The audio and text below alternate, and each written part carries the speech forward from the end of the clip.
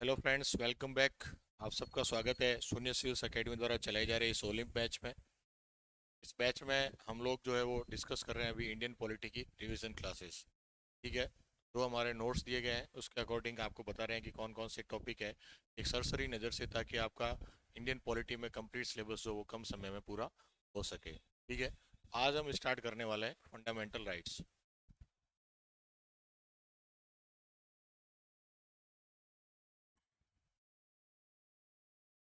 मौलिक अधिकार।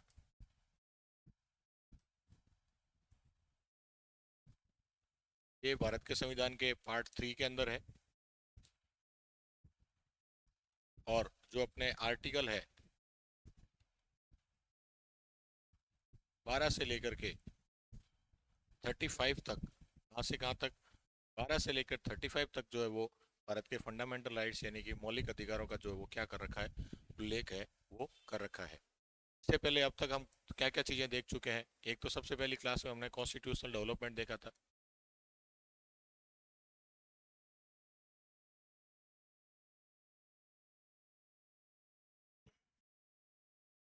फिर सेकंड क्लास में हमने कॉन्स्टिट्यूंट असेंबली देखा था, फॉर्मेशन ऑफ कॉन्स्टिट्यूशन देखा था।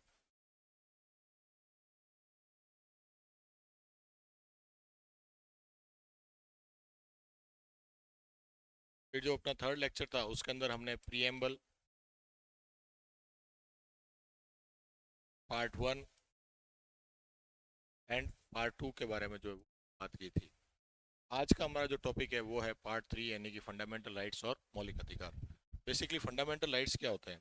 तो जब भी जो भी कॉन्स्टिट्यूशन या संविधान के निर्माता है उनका ये मानना है, या फिर जो भी कहते हैं पॉलिटिकल या राजनीति शास्त्र के जो विशेषज्ञ हैं उनका ये मानना है कि ऐसे कुछ मौलिक अधिकार होते हैं जो हर व्यक्ति को एक गरिमामय जीवन जीने के लिए बहुत ही आवश्यक होते हैं। एक डिग्निटीफुल लाइफ जीने के लिए जो अधिकार, जो राइट्स आवश्यक होते हैं, सबको कहते हैं मौलिक अधिकार या फिर आपके फंडामेंटल राइट्स। ठीक है। तो ये अधिकार किस में डाले गए? डायरेक्टली कॉन्स्टिट्यूशन के पार्ट 3 में डाले गए। कौन से पार्ट में डाले गए? कॉन्स्टिट्यूशन के अपने पार्ट 3 है उसके अंदर इन अधिकारों को डाला गया है। इसमें डाला गया है आपके पार्ट 3 के अंदर। ठीक है। ये इतने फंडामेंटली मौलिक है कि इनके बिना ऐसा माना जाता है कि किसी भी व्यक्ति का गरिमामय जीवन जीना असंभव ही नहीं है। भारत के संविधान में टोटल कितने आपके फंडामेंटल राइट्स हैं? 6। कितने फंडामेंटल राइट्स हैं आपके? 6 फंडामेंटल राइट्स हैं। इनका उल्लेख जैसे मैंने अभी आपको बताया था, आर्टिकल, वैसे तो आर्टिकल 12 से स्टार्ट हो जाता है, लेकिन जो फंडामेंटल राइट्स हैं वो आर्टिकल 14 से लेकर के आर्टिकल 32 तक है। कहाँ से लेकर कहाँ तक है? आर्टिकल 14 से लेकर के आर्टिकल 32 के अंतर्गत इन छह छह जो फंडामेंटल राइट्स हैं, उन 6 फंडामेंटल राइट्स के भीतर भीतर इन 18 आर्टिकल्स को बांटा गया है। कितने आर्टिकल्स को बांटा गया है? इन 18 आर्टिकल्स को जो है वो बांटा गया है। ये हो गया अपने। अब बात कर लेते हैं एक एक आर्टिकल की कि कौन से आर्टिकल में किस चीज़ की उल्लेख किया गया है। सबसे पहले बात करते हैं आर्टिकल 12। कौन सा? अनुच्छेद 12। आर्टिकल 12 क्या कहता है? इसके अंदर बताया गया है कि क्योंकि जब भी आर्टिकल, अभी हम पार्ट 3 देख रहे हैं, नेक्स्ट क्लास में हम पार्ट 4 देखेंगे, तो फंडामेंटल राइट्स को इंश्योर करेगा कि फंडामेंटल राइट्स का वायलेशन नहीं हो। तो इसकी जिम्मेदारी किसको दी गई है? स्टेट को दी गई। किसको दी गई है? स्टेट को दी गई। स्टेट कहते हैं या फिर राज्य कहते हैं। ये क्वेश्चन सीधा सीधा बन सकता है आरपीएससी किसी के एग्जाम्पल में कि जो आर्टिकल 14 12 है, सॉरी 12 है, उसके तहत जो अपने भारत के संविधान में स्टेट की बात की गई उसके अंदर कौन कौन से बॉडीज कहते हैं या ऑर्गन्स है वो इंक्लूडेड है। इसमें क्या है? The government of India and parliament, मतलब भारत सरकार और संसद, state governments and state legislatures, तो राज्य की सरकार है और राज्य के विधानमंडल, ऑल लोकल अथॉरिटीज, जितनी भी आपके कहते हैं स्थानीय प्राधिकारी हैं वो, और अन्य अथॉरिटीज, मतलब जितने भी गवर्नमेंट के ऑफिसर्स हैं, जितने भी सरकारें हैं, वो सारे के सारे किस में शामिल हो जाते हैं? स्टेट के अंदर शामिल हो जाते हैं। इसके अंदर न्यायपालिका शामिल नहीं है। जुडिशरी स्टेट के अंदर शामिल आपके नहीं है। लेकिन कार्यपालिका और विधायिका, वो लगभग लगभग उसके सारे ऑर्गन्स किसके अंदर शामिल हो जाते हैं? आपके स्टेट के अंदर शामिल हो रहे हैं। आर्टिकल 13 क्या कहता है? कि मूल अधिकारों के असंगत विधि या उनका अल्पीकरण करने वाली विधियां असंवैधानिक होगी। मतलब भारत की संसद द्वारा ऐसी कोई विधि यानी कोई कानून संविधान बनने के बाद पारित किया जाता है जो क्या करे? फंडामेंटल राइट्स को कम करे या फिर उनको खत्म करे, तो वो सारी विधियां क्या रहने वाली है? इलीगल रहने वाली है। लॉज इनकंसिस्टेंट विद और derogation to the fundamental rights will be the unconstitutional. ठीक है, तो ये किस में लिखा गया है? आर्टिकल 13 में लिखा गया है। मतलब कि ऐसा कोई भी भारत के संविधान के बाद में कोई भी भारत की संसद या राज्य की विधानसभाएं या भारत का कोई भी अधिकारी कानून, नियम, अधिनियम, एक्ट वगैरह नहीं बना सकता जो क्या करे, फंडामेंटल राइट्स को खत्म करे या फिर उसको कम करे। सुप्रीम कोर्ट अनुच्छेद 32 के तहत उच्चतम न्यायालय और अनुच्छेद 226 के तहत उच्च न्यायालयों को मौलिक अधिकारों को प्रवर्तित करने की क्या है? शक्ति प्राप्त है। तो जो फंडामेंटल राइट्स है इनको एनफोर्स कौन करेगा? अगर यदि किसी भी व्यक्ति के फंडामेंटल राइट्स का वायलेशन होता है तो उसका एनफोर्समेंट कौन करेगी? जुडिशरी करेगी। कौन करेगी? जुडिशरी। उसमें सुप्रीम कोर्ट को उसको एनफोर्स करने की पावर कौन से आर्टिकल से दे रखी है? आर्टिकल 32 जो कि अपने आप में फंडामेंटल राइट्स है। और हाई कोर्ट को किसके थ्रू दे रखी है? आर्टिकल 226 के तहत जो है ये पावर दे रखी है। ठीक है, उच्चतम न्यायालय उच्च न्यायालय को इस शक्ति के आधार पर अनुच्छेद क्या है? 13। ये दोनों ही पावर्स किस अनुच्छेद के आधार पर दे रखी है? आर्टिकल 13 के आधार पर दे रखी है। ये स्टेटमेंट इंपॉर्टेंट है और आरपीएससी के एग्जाम्स में पूछी गई है कि मतलब आर्टिकल 32 में सुप्रीम कोर्ट और आर्टिकल 226 में हाई कोर्ट के अंदर जो आपके कह सकते हैं कि जो फंडामेंटल राइट्स को एनफोर्स करने की जो पावर है वो कौन से आर्टिकल से दी गई है? तो आर्टिकल 13 से जो है वो उनको दी गई है। अब बात करते हैं अपने फंडामेंटल राइट्स की। तो सबसे पहला आपके मौलिक अधिकार क्या है? समानता का अधिकार यानी राइट टू इक्वलिटी। हर एक व्यक्ति के पास में राइट टू इक्वलिटी है। ठीक है, कि मतलब कोई भी व्यक्ति किसी और व्यक्ति से हर तरीके से आर्थिक, सामाजिक और राजनीतिक रूप से क्या है? इक्वल है। इसमें सबसे पहला आता है आपके आर्टिकल 14, अनुच्छेद 14। क्या आता है? अनुच्छेद 14। अनुच्छेद 14 किसकी बात करता है? Rule of law. किसकी बात करता है? Rule of law. हमने इससे पहले देखा था कि जो सोर्सेज ऑफ कॉन्स्टिट्यूशन थे उसके अंदर दो बातें थी कि भाई रूल ऑफ लॉ था, एक इक्वलिटी बिफोर लॉ था, एंड इक्वलिटी बिफोर था, और एक दूसरा हो गया इक्वल प्रोटेक्शन ऑफ लॉ। दूसरा क्या हो गया? Equal protection of law. इसके दो पार्ट हैं, कौन कौन से? इक्वलिटी बिफोर लॉ,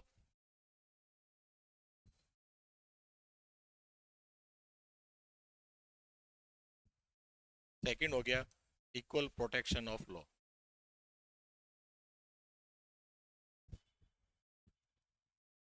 मतलब क्या हुआ? विधि के समक्ष समानता,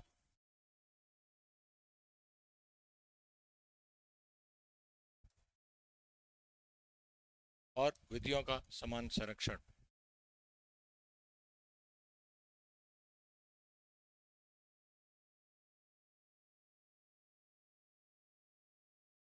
ठीक है, हमने देखा था जब सोर्सेज ऑफ लॉ पढ़े थे तो रूल ऑफ लॉ कहाँ से लिया गया है? हमने देखा था कि ब्रिटेन या फिर यूनाइटेड किंगडम से लिया था।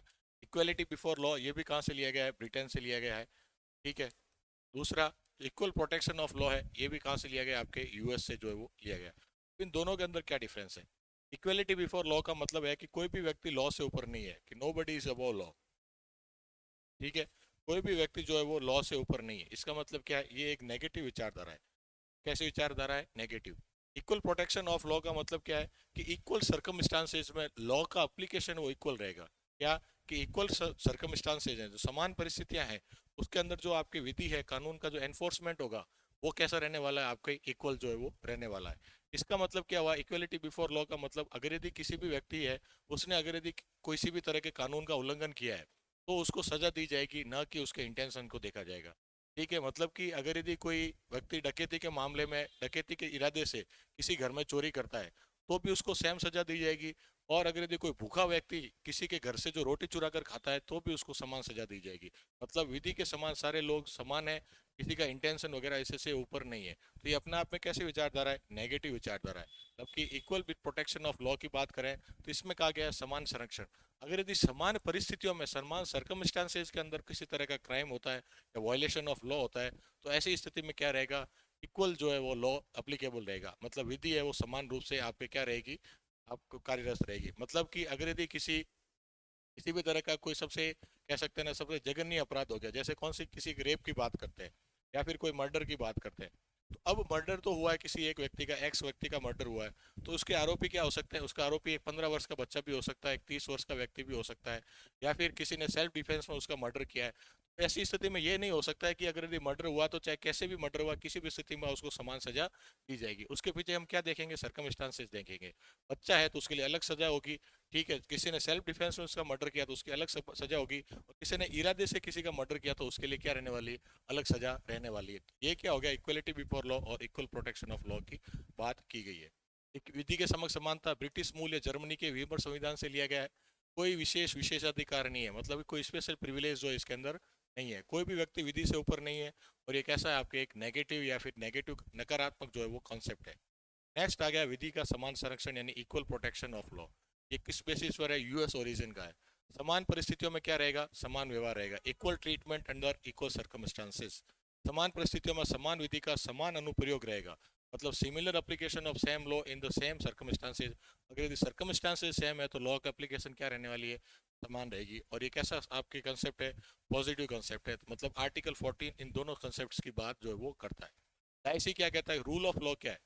रूल ऑफ लॉ के क्या क्या एलिमेंट्स हो सकते हैं डाइसी के अनुसार? कि बिना कानून के उल्लंघन को किसी को सजा नहीं दी जाएगी, कोई भी व्यक्ति विधि से ऊपर नहीं है, और संविधान देश का क्या है? सर्वोच्च कानून है। तो ये भी क्वेश्चन पूछा जा सकता है कि डाइसी के अकॉर्डिंग निम्न में से कौन कौन से जो है आपके एलिमेंट्स है, ठीक है, लॉ के एलिमेंट्स है। पहली बात, किसी व्यक्ति को तब तक सजा नहीं दी जा सकती जब तक उसने किसी भी तरह के लॉ को जो है वो नहीं तोड़ा है, ठीक है। मतलब there is no punishment without the violation of the law. No one is about the law, कोई भी व्यक्ति लॉ से जो है वो ऊपर नहीं है। And the constitution is the supreme law of the land, मतलब कि जो कॉन्स्टिट्यूशन है उससे ऊपर किसी भी तरह का लॉ नहीं है, मतलब constitution is the supreme law. सर्वोच्च कानून कौन सा रहेगा? संविधान रहेगा। ये कौन सी बात होगी? आर्टिकल 14। अब संविधान के अंदर मौलिक अधिकारों के साथ साथ में कुछ क्या है? प्रतिबंध है। भारत के अंदर ऐसा नहीं है कि हर एक व्यक्ति के लिए समान कानून है। हाँ, अधिकतर व्यक्ति मतलब ऑलमोस्ट सभी व्यक्तियों के लिए समान कानून है, लेकिन कुछ क्या प्रतिबंध लगा रखे हैं कि भाई ऐसे कुछ लोग हैं जिनको अपन हम कानून से स्पेशल संरक्षण देते हैं। उसमें सबसे पहले कौन है? राष्ट्रपति, राज्यपाल, सांसद या विधायक, जो कि किसमें बैठे हैं? संसद या विधानसभा के अंदर बैठे हैं। हाँ बैठे हैं, संसद या विधानसभा के अंदर उपस्थित है। लेजिस्लेटिव असेंबली के है उसके अंदर उपस्थित है। विदेशी शासक, राजदूत या राजनयिक, यूएनओ और उसकी एजेंसियां। अनुच्छेद 31C, 31C अभी हम पढ़ेंगे किसके बारे में अनुच्छेद है। संसद या विधानसभा के अंदर बैठे पत्रकार। वर्गगत विधान, क्लासिफाइड लेजिस्लेचर का निषेध करता है। युक्तियुक्त वर्गीकरण यानी रीजनेबल क्लासिफिकेशन की अनुमति देता है। सरकार अलग अलग समूहों के लिए उनकी विशिष्ट परिस्थितियों के आधार पर अलग अलग जो है वो नियम बता सकती है। मतलब कि जो आर्टिकल 14 है वो क्या करता है? Prohibits class legislation but it permits the reasonable classification. ठीक है, मतलब कि रीजनेबल क्लासिफिकेशन को परमिट करता है कि रीजनेबल रूप से आप कुछ लोगों को क्या कर सकते हो? आर्टिकल 14 से प्रोहिबिट कर सकते हो, मतलब उनको अलग कर सकते हो। बट क्लास लेजिस्लेशन है, ऐसा नहीं है कि हमने भारत के कॉन्स्टिट्यूशन ने अलग अलग तरीके की क्लास बना रखी है। कोई इस क्लास के लिए ये है, आपके 14 रहेगा, इस क्लास के लिए ये लॉ रहेगा, इस क्लास के लिए ये रहेगा। तो मतलब क्लास लेजिस्लेशन को प्रोहिबिट करता है और परमिट किसको करता है? Reasonable classification. तो कौन कौन से लोग आपके आर्टिकल 14 से आपके बच रहे हैं? एक तो प्रेसिडेंट हो गया, एक गवर्नर हो गया। बेसिकली हम आगे पढ़ेंगे कि अगर यदि लोकसभा है, राज्यसभा है, या विधानसभा है, या विधान परिषद है, इसके अंदर कोई भी उपस्थित व्यक्ति है, चाहे एमपी हो, चाहे एमएलए हो, चाहे पत्रकार हो, इनको कुछ स्पेशल अधिकार है। ठीक है, कि मतलब कि इनको आप अगर यदि इनकी कार्रवाई के अंदर भाग ले रहे हैं तो इनके ऊपर आप गिरफ्तार नहीं कर सकते। ठीक है, इसका मतलब क्या हुआ? ये विधि के इक्वल नहीं है। मतलब कि अगर यदि किसी भी एमपी एमएलए पत्रकार ने किसी तरह का क्राइम कर दिया, उसके खिलाफ मुकदमा हो गया है, और वो विधानसभा या लोकसभा की जो कार्रवाई उसके अंदर भाग ले रहा था, उसकी गिरफ्तारी जो है वो नहीं की जा सकती है। इसके अलावा कोई फॉरेन अथॉरिटीज है, फॉरेन राजनयिक है, और यूएनओस वगैरह है, वो सारे भी क्या है? मतलब कोई विदेशी राजनयिक वगैरह है, तो उनको भी ऐसा नहीं कोई विदेशी कोई डिग्निटरी है, किसी देश का प्रतिनिधि भारत के अंदर आता है और उसको भी अपन विधि के समान ही उसको ट्रीट करेंगे, तो ऐसी स्थिति नहीं रहेगी। और दूसरा क्या, यूएनओ और एजेंसी है, तो संयुक्त राष्ट्र संघ और उसकी एजेंसियां भी इससे अलग रहेगी। और आर्टिकल 31C, ये सारे के सारे क्या है? अपने विधि के समक्ष जो विधि की लॉ है, रूल ऑफ लॉ है, उसके अंडर आपके नहीं आते हैं। तो ये प्रोविजंस अपने को याद रखने, अपवाद जो अपने को याद रखने। अगला आता है आर्टिकल 15। कौन सा आता है? अनुच्छेद 15। ठीक है, आर्टिकल 15। आर्टिकल 15 क्या कहता है? धर्म, मूल वंश, जाति, लिंग और जन्म स्थान, कितने स्थान पर बात की गई है? 5 आधार पर किसी भी तरह का भेदभाव नहीं होगा। किस किस के आधार पर? Religion, race, caste, sex and place of birth, कि इसके आधार पर आप किसी भी तरह का डिस्क्रिमिनेशन नहीं करोगे। अगर यदि सरकार कोई कानून नियम, किसी तरह की अपॉर्चुनिटी, किसी तरह का रोजगार, किसी तरह की वैकेंसी निकालती है, तो उसके अंदर धर्म के नाम पर, उसकी रेस यानी कि उसकी प्रजाति के नाम पर, ठीक है, जाति के नाम पर, सेक्स मतलब कि वो लिंग के नाम पर, पुरुष है महिला, और उसके जन्म स्थान के नाम पर जो है वो उसके अंदर भेदभाव नहीं करेगी। फिर आर्टिकल 15(2) क्या कहता है? सार्वजनिक स्थानों पर पहुंचने का अधिकार, निजी व्यक्तियों से भेदभाव का निषेध है। ये आर्टिकल 15(1) में तो ये कहता है कोई भेदभाव नहीं करेगी। और आर्टिकल 15(2) कहता है, पहले क्या था कि जैसे अपने दलित हैं, शेड्यूल कास्ट के लोग हैं, इनको पब्लिक प्लेसेस पर जाने की अनुमति नहीं दी जाती थी, जैसे मंदिर हो गए, कुएं हो गए, स्कूल्स हो गई, इनको रोका जाता था। आर्टिकल 15(2) कहता है कि अगर यदि किसी भी तरह का पब्लिक प्लेस है, उसके ऊपर हर किसी को जाने की क्या है, अनुमति।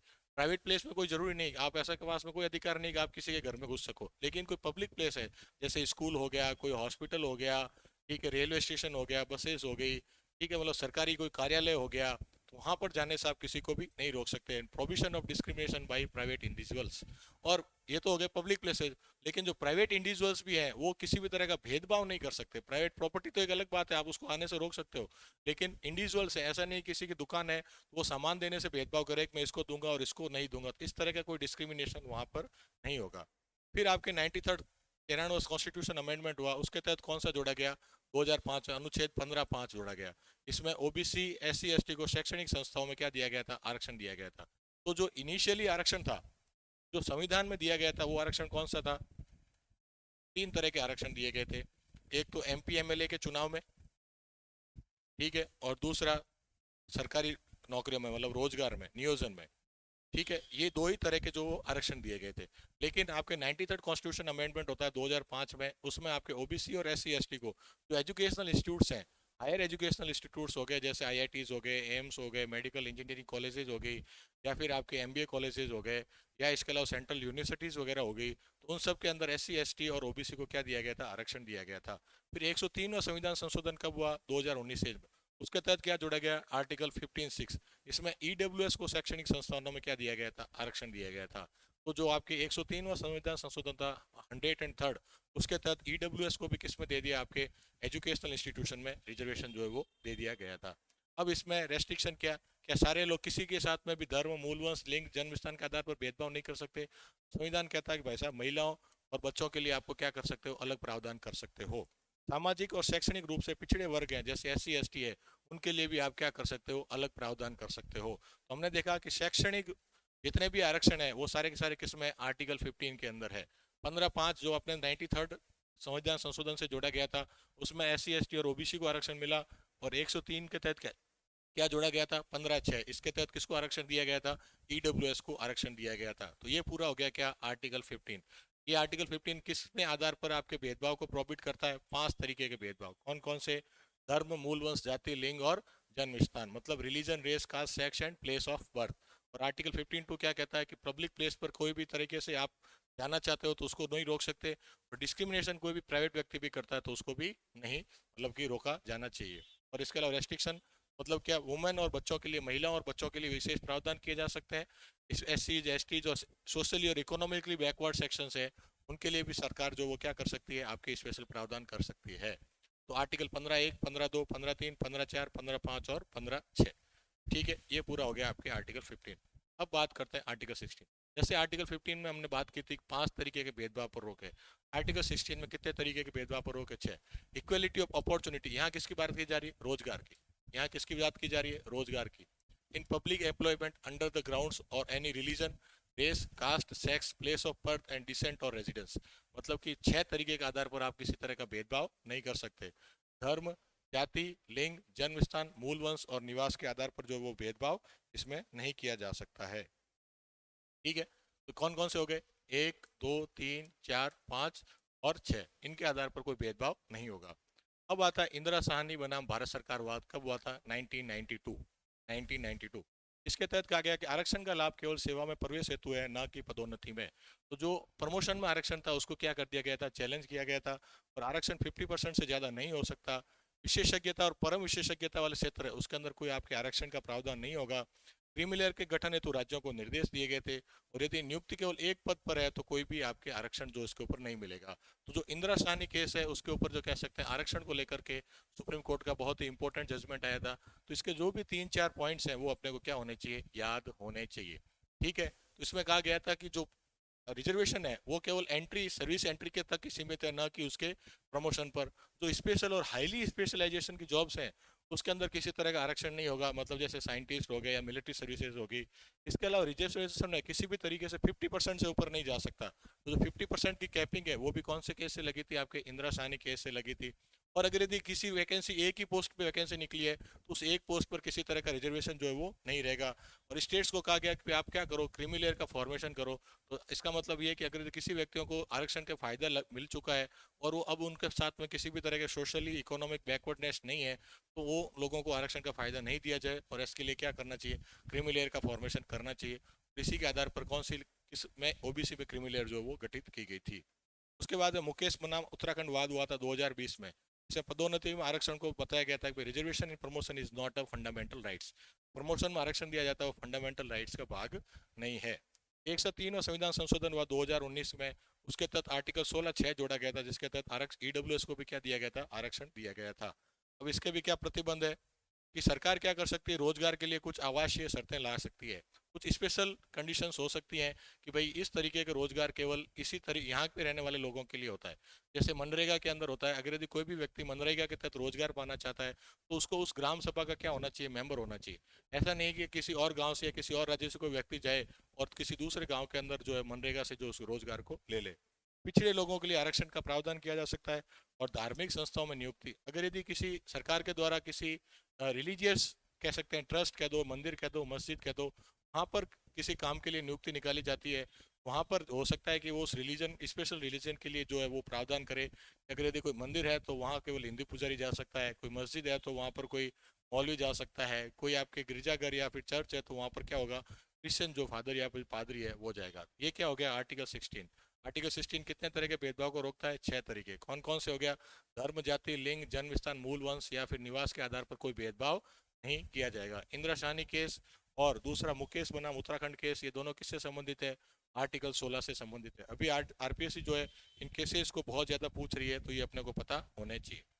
आर्टिकल 17 क्या बात करता है, जो अपने अनटचेबिलिटी, अस्पर्श्यता है उसको खत्म करने की बात करता है। ठीक है, और इसका कोई अपवाद नहीं, मतलब अस्पर्श्यता अनटचेबिलिटी पूर्ण रूप से क्या है, इलीगल है।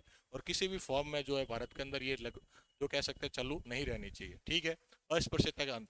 अनुच्छेद 17 35 A/2 के तहत शक्तियों का प्रयोग करते हुए भारत की संसद ने अस्पृश्यता अपराध अधिनियम 1955 जो है वो पारित किया था। मतलब अस्पृश्यता को अपराध घोषित किया गया किसके तहत, 1955 में। कौन कौन से आर्टिकल्स का उपयोग करके, अनुच्छेद 15 और अनुच्छेद 35A(2), ये दोनों मौलिक अधिकारों में। 1976 में संशोधित कर इसका नाम बदलकर क्या नाम रख दिया गया था, सिविल अधिकार संरक्षण अधिनियम 1955 जो है वो रख दिया गया था। अस्पृश्यता शब्द संविधान और दोनों अधिनियमों में परिभाषित नहीं है। सुप्रीम कोर्ट ने अपने फैसलों में इसकी जो है वो व्याख्या की है। बेसिकली संविधान के अंदर क्या होता है भाई, संविधान तो लिख दिया गया, ठीक है। जब भी कोई कोई भी डॉक्यूमेंट लिखा जाता है तो सीधी सी बात है, जब जब भी आप उसको पढ़ते हो आपको लगता है कि इसका लिखने का अर्थ ये है, इसको लिखने का अर्थ ये है। मतलब कि उसको एक्सप्लेन करने में, उसको समझने में हो सकता है कि अलग अलग रुचियां हो, अलग अलग कह सकते हैं विचारधारा निकल कर आए। तो संविधान की व्याख्या करने का सर्वोच्च अधिकार किसके पास में, सुप्रीम कोर्ट में। अब संविधान के अंदर कोई बात तो लिख दी गई, जैसे आरक्षण की बात लिख दी गई या अस्पृश्यता की बात लिख दी गई, लेकिन अस्पृश्यता है क्या, सेक्युलरिज्म की बात लिख दी गई, सेक्युलरिज्म है क्या, ये डेफिनेशन संविधान में नहीं दी गई। तो ये भी सारी बात करने का अधिकार किसके पास में, सुप्रीम कोर्ट। मतलब कि सुप्रीम कोर्ट संविधान का अंतिम व्याख्याकार है। संविधान के अंदर जो भी चीज लिखी गई है वो फाइनली कौन उसको एक्सप्लेन कर सकता है, आपके सुप्रीम कोर्ट ऑफ इंडिया जो वो इसको एक्सप्लेन कर सकता है। ये हो गया आर्टिकल 17। अब बात होगी आर्टिकल 18, अबोलिशन ऑफ टाइटल्स, उपाधियों का अंत। ठीक है, तो जो सबसे पहला था, सॉरी, उपाधियों का अंत का क्या मतलब हुआ, जैसे हम देखते हैं कि आपने देखा होगा, अगर यदि आप क्रिकेट में थोड़ा बहुत इंटरेस्ट लेते हैं तो विदेशी खिलाड़ियों के नाम के आगे सर लगता है। सर विवियन रिचर्ड्स हो गया, सर एलन बोर्डर हो गया, सर गैरी सोबर्स हो गया, ठीक है, सर डॉन ब्रैडमैन हो गया। ठीक है, लेकिन भारत में इतने महान क्रिकेटर होते हुए भी किसी के नाम के आगे सर की उपाधि नहीं है। सचिन तेंदुलकर, सुनील गावस्कर, कपिल देव, MS धोनी, किसी के नाम के आगे सर की उपाधि नहीं है, क्योंकि भारत का संविधान कहता है कि आप किसी भी तरह का टाइटल होल्ड नहीं कर सकते, क्योंकि आप इक्वल हो। सर लगते ही क्या हो गया, आप अनइक्वल हो गए, मतलब आप बाकी लोगों से ऊपर हो गए। आप किसी भी तरह का टाइटल जो है वो होल्ड नहीं कर सकते। कोई भी राजा, महाराजा, महाराजा धीराज या फिर कोई भी IAS RS, प्रधानमंत्री, राष्ट्रपति, इस तरह का कोई भी टाइटल नहीं लगा जा सकता। टाइटल किसे कहते हैं, ठीक है, एक तो होता है टाइटल, एक होता है पोस्ट। टाइटल तो लगता है नाम से पहले, कब लगेगा, नाम से पहले। जैसे क्या हो गया, सर डॉन ब्रैडमैन, क्या हो गया, सर डॉन ब्रैडमैन, मतलब नाम से पहले क्या लग गया, टाइटल लग गया। या राजा कोई फलाने का नाम हो गया, ये हो गया। और पोस्ट क्या हो गया, नाम के बाद लगती है। जैसे क्या लिख दिया, नरेंद्र मोदी प्रधानमंत्री ऑफ इंडिया। नरेंद्र मोदी क्या है, प्राइम मिनिस्टर ऑफ इंडिया, मतलब प्राइम मिनिस्टर ऑफ इंडिया का इनके पास में क्या है, पद है। या फिर कोई फलाना व्यक्ति क्या हो गया, आईएएस हो गया, ये भी क्या रहेगा, पद रहेगा। लेकिन जो भी चीजें पहले लगी जाती है उनको टाइटल कहते हैं। हम अभी भी देखते हैं कि बहुत से लोग लिखते हैं डॉक्टर एपीजे अब्दुल कलाम। क्या लिखा, डॉक्टर एपीजे अब्दुल कलाम। आपने कहा भाई टाइटल लगा नहीं सकते तो डॉक्टर क्यों लगाया, तो भारत का संविधान कहता है कि आप कैसे टाइटल्स लगा सकते हो, सैन्य और शैक्षणिक टाइटल्स जो है वो लगा सकते हो। या फिर आपने देखा होगा कि कई लोग लिखते हैं मेजर, जैसे कोई भी हो गया, मेजर रवि हो गया, या लेफ्टिनेंट गवर्नर हो गया, या फील्ड मार्शल मोनेक्सो हो गया। तो मतलब किसी भी तरह का सैन्य टाइटल है उसका भी उपयोग आप कर सकते हो। एजुकेशनल और सैन्य टाइटल्स, सैन्य टाइटल्स तो मिलिट्री से हो गया, जैसे मेजर हो गया, कर्नल हो गया, लेफ्टिनेंट गवर्नर हो गया, ठीक है, या फिर आपके क्या नाम है, फ्लाइट लेफ्टिनेंट हो गया, ठीक है ना। वो किसी भी तरह का, चाहे इंडियन आर्मी का हो, नेवी का हो, एयरफोर्स का, आप टाइटल होल्ड कर सकते हो। एजुकेशनल के अंदर कौन कौन से आते हैं, जैसे आप कोई भी व्यक्ति डॉक्टर लगा सकता है, इंजीनियर लगा सकता है, आर्किटेक्ट लगा सकता है, एडवोकेट लिख सकता है, प्रोफेसर लिख सकता है। वो सारे कैसे टाइटल्स हो सकते हैं, आपके एजुकेशनल टाइटल्स हैं। ये सारे के सारे आपके क्या है, अलाउड है। राष्ट्रीय समाज को अपने नाम के साथ में नहीं जोड़ सकते, मतलब किसी भी तरह का भारत रत्न होता है, पद्म विभूषण है, पद्म भूषण है, उनको भी आप अपने नाम के साथ नहीं जोड़ सकते। भारत में काम करने वाले भारतीय निवासी और गैर निवासी राष्ट्रपति की सहमति के बाद में विदेशी उपाधियां दे सकते हैं। अगर यदि किसी को भी व्यक्ति को भारत में तो उपाधि मिल ही नहीं रही है, अगर यदि उसको विदेश से उपाधि मिलती है, जैसे सर की उपाधि कौन देता है, आपके आईसीसी देता है, तो अगर यदि विदेश से भी कोई उपाधि मिल रही है तो उसके लिए आपको क्या लेनी पड़ेगी, राष्ट्रपति से परमिशन जो है वो लेनी पड़ेगी। तो ये हो गया आपके राइट टू इक्वेलिटी, मतलब कि आपके समानता का अधिकार। इसके तहत कितने अनुच्छेद थे आपके, 5 अनुच्छेद, कितने थे, 5 आर्टिकल्स। आर्टिकल 14, 15, 16, 17 और 18। 14 कहता है रूल ऑफ लॉ, विधि के समक्ष समानता की बात करता है।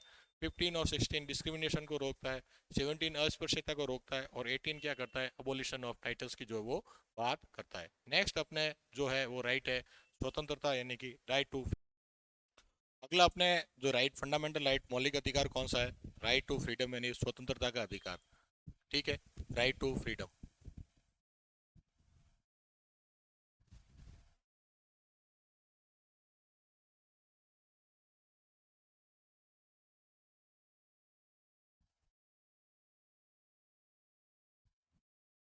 राइट टू फ्रीडम के अंदर सबसे पहला अधिकार जो आता है वो है आर्टिकल 19। कौन सा है, आर्टिकल 19। आर्टिकल 19 के अंदर 19A किसकी बात करता है, वाक और अभिव्यक्ति की स्वतंत्रता। आर्टिकल 19 के तहत टोटल 6 जो है वो अधिकार है, कितने हैं, आर्टिकल 19 के तहत टोटल 6 हैं। तो जो स्वतंत्रता का अधिकार है उसमें कौन कौन से रहेंगे, 19, 20, 21 और 22। टोटल कितने रहने वाले हैं आपके, 4 आर्टिकल्स रहने वाले हैं। तो सबसे पहले आर्टिकल 19, तो 19 में भी अपने आप में कितने हैं आपके फंडामेंटल राइट्स, 6 अधिकार है। 6 में सबसे पहला 19A किसकी बात करता है, वाक और अभिव्यक्ति की स्वतंत्रता। ठीक है, विचारों का प्रचार प्रसार कर सकते हो आप, विज्ञापन करने की आपके पास में स्वतंत्रता है। प्रेस की स्वतंत्रता, मतलब इंडियन एक्सप्रेस वाद के, अब ये देखो अपने को क्या करना है, ये केसेस भी याद रखने हैं।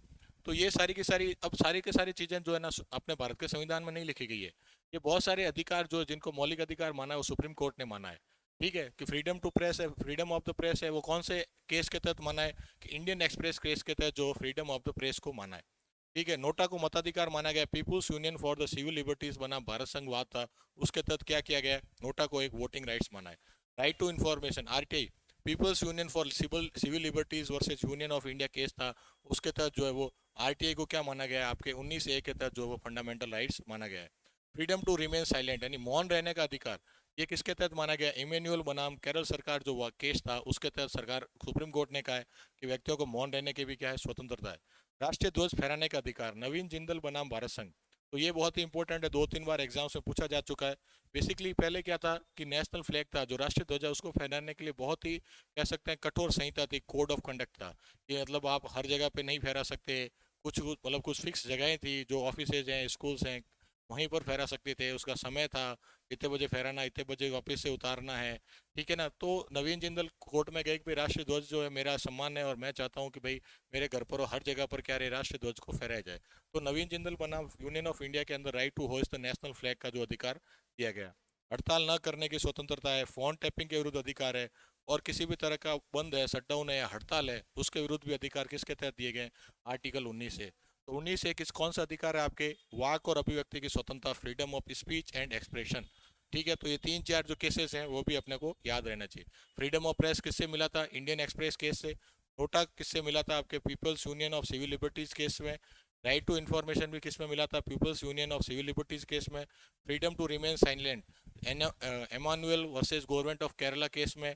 और freedom right to hoist the national flag case में मिला था, आपके नवीन जिंदल केस के अंदर जो है वो मिला था।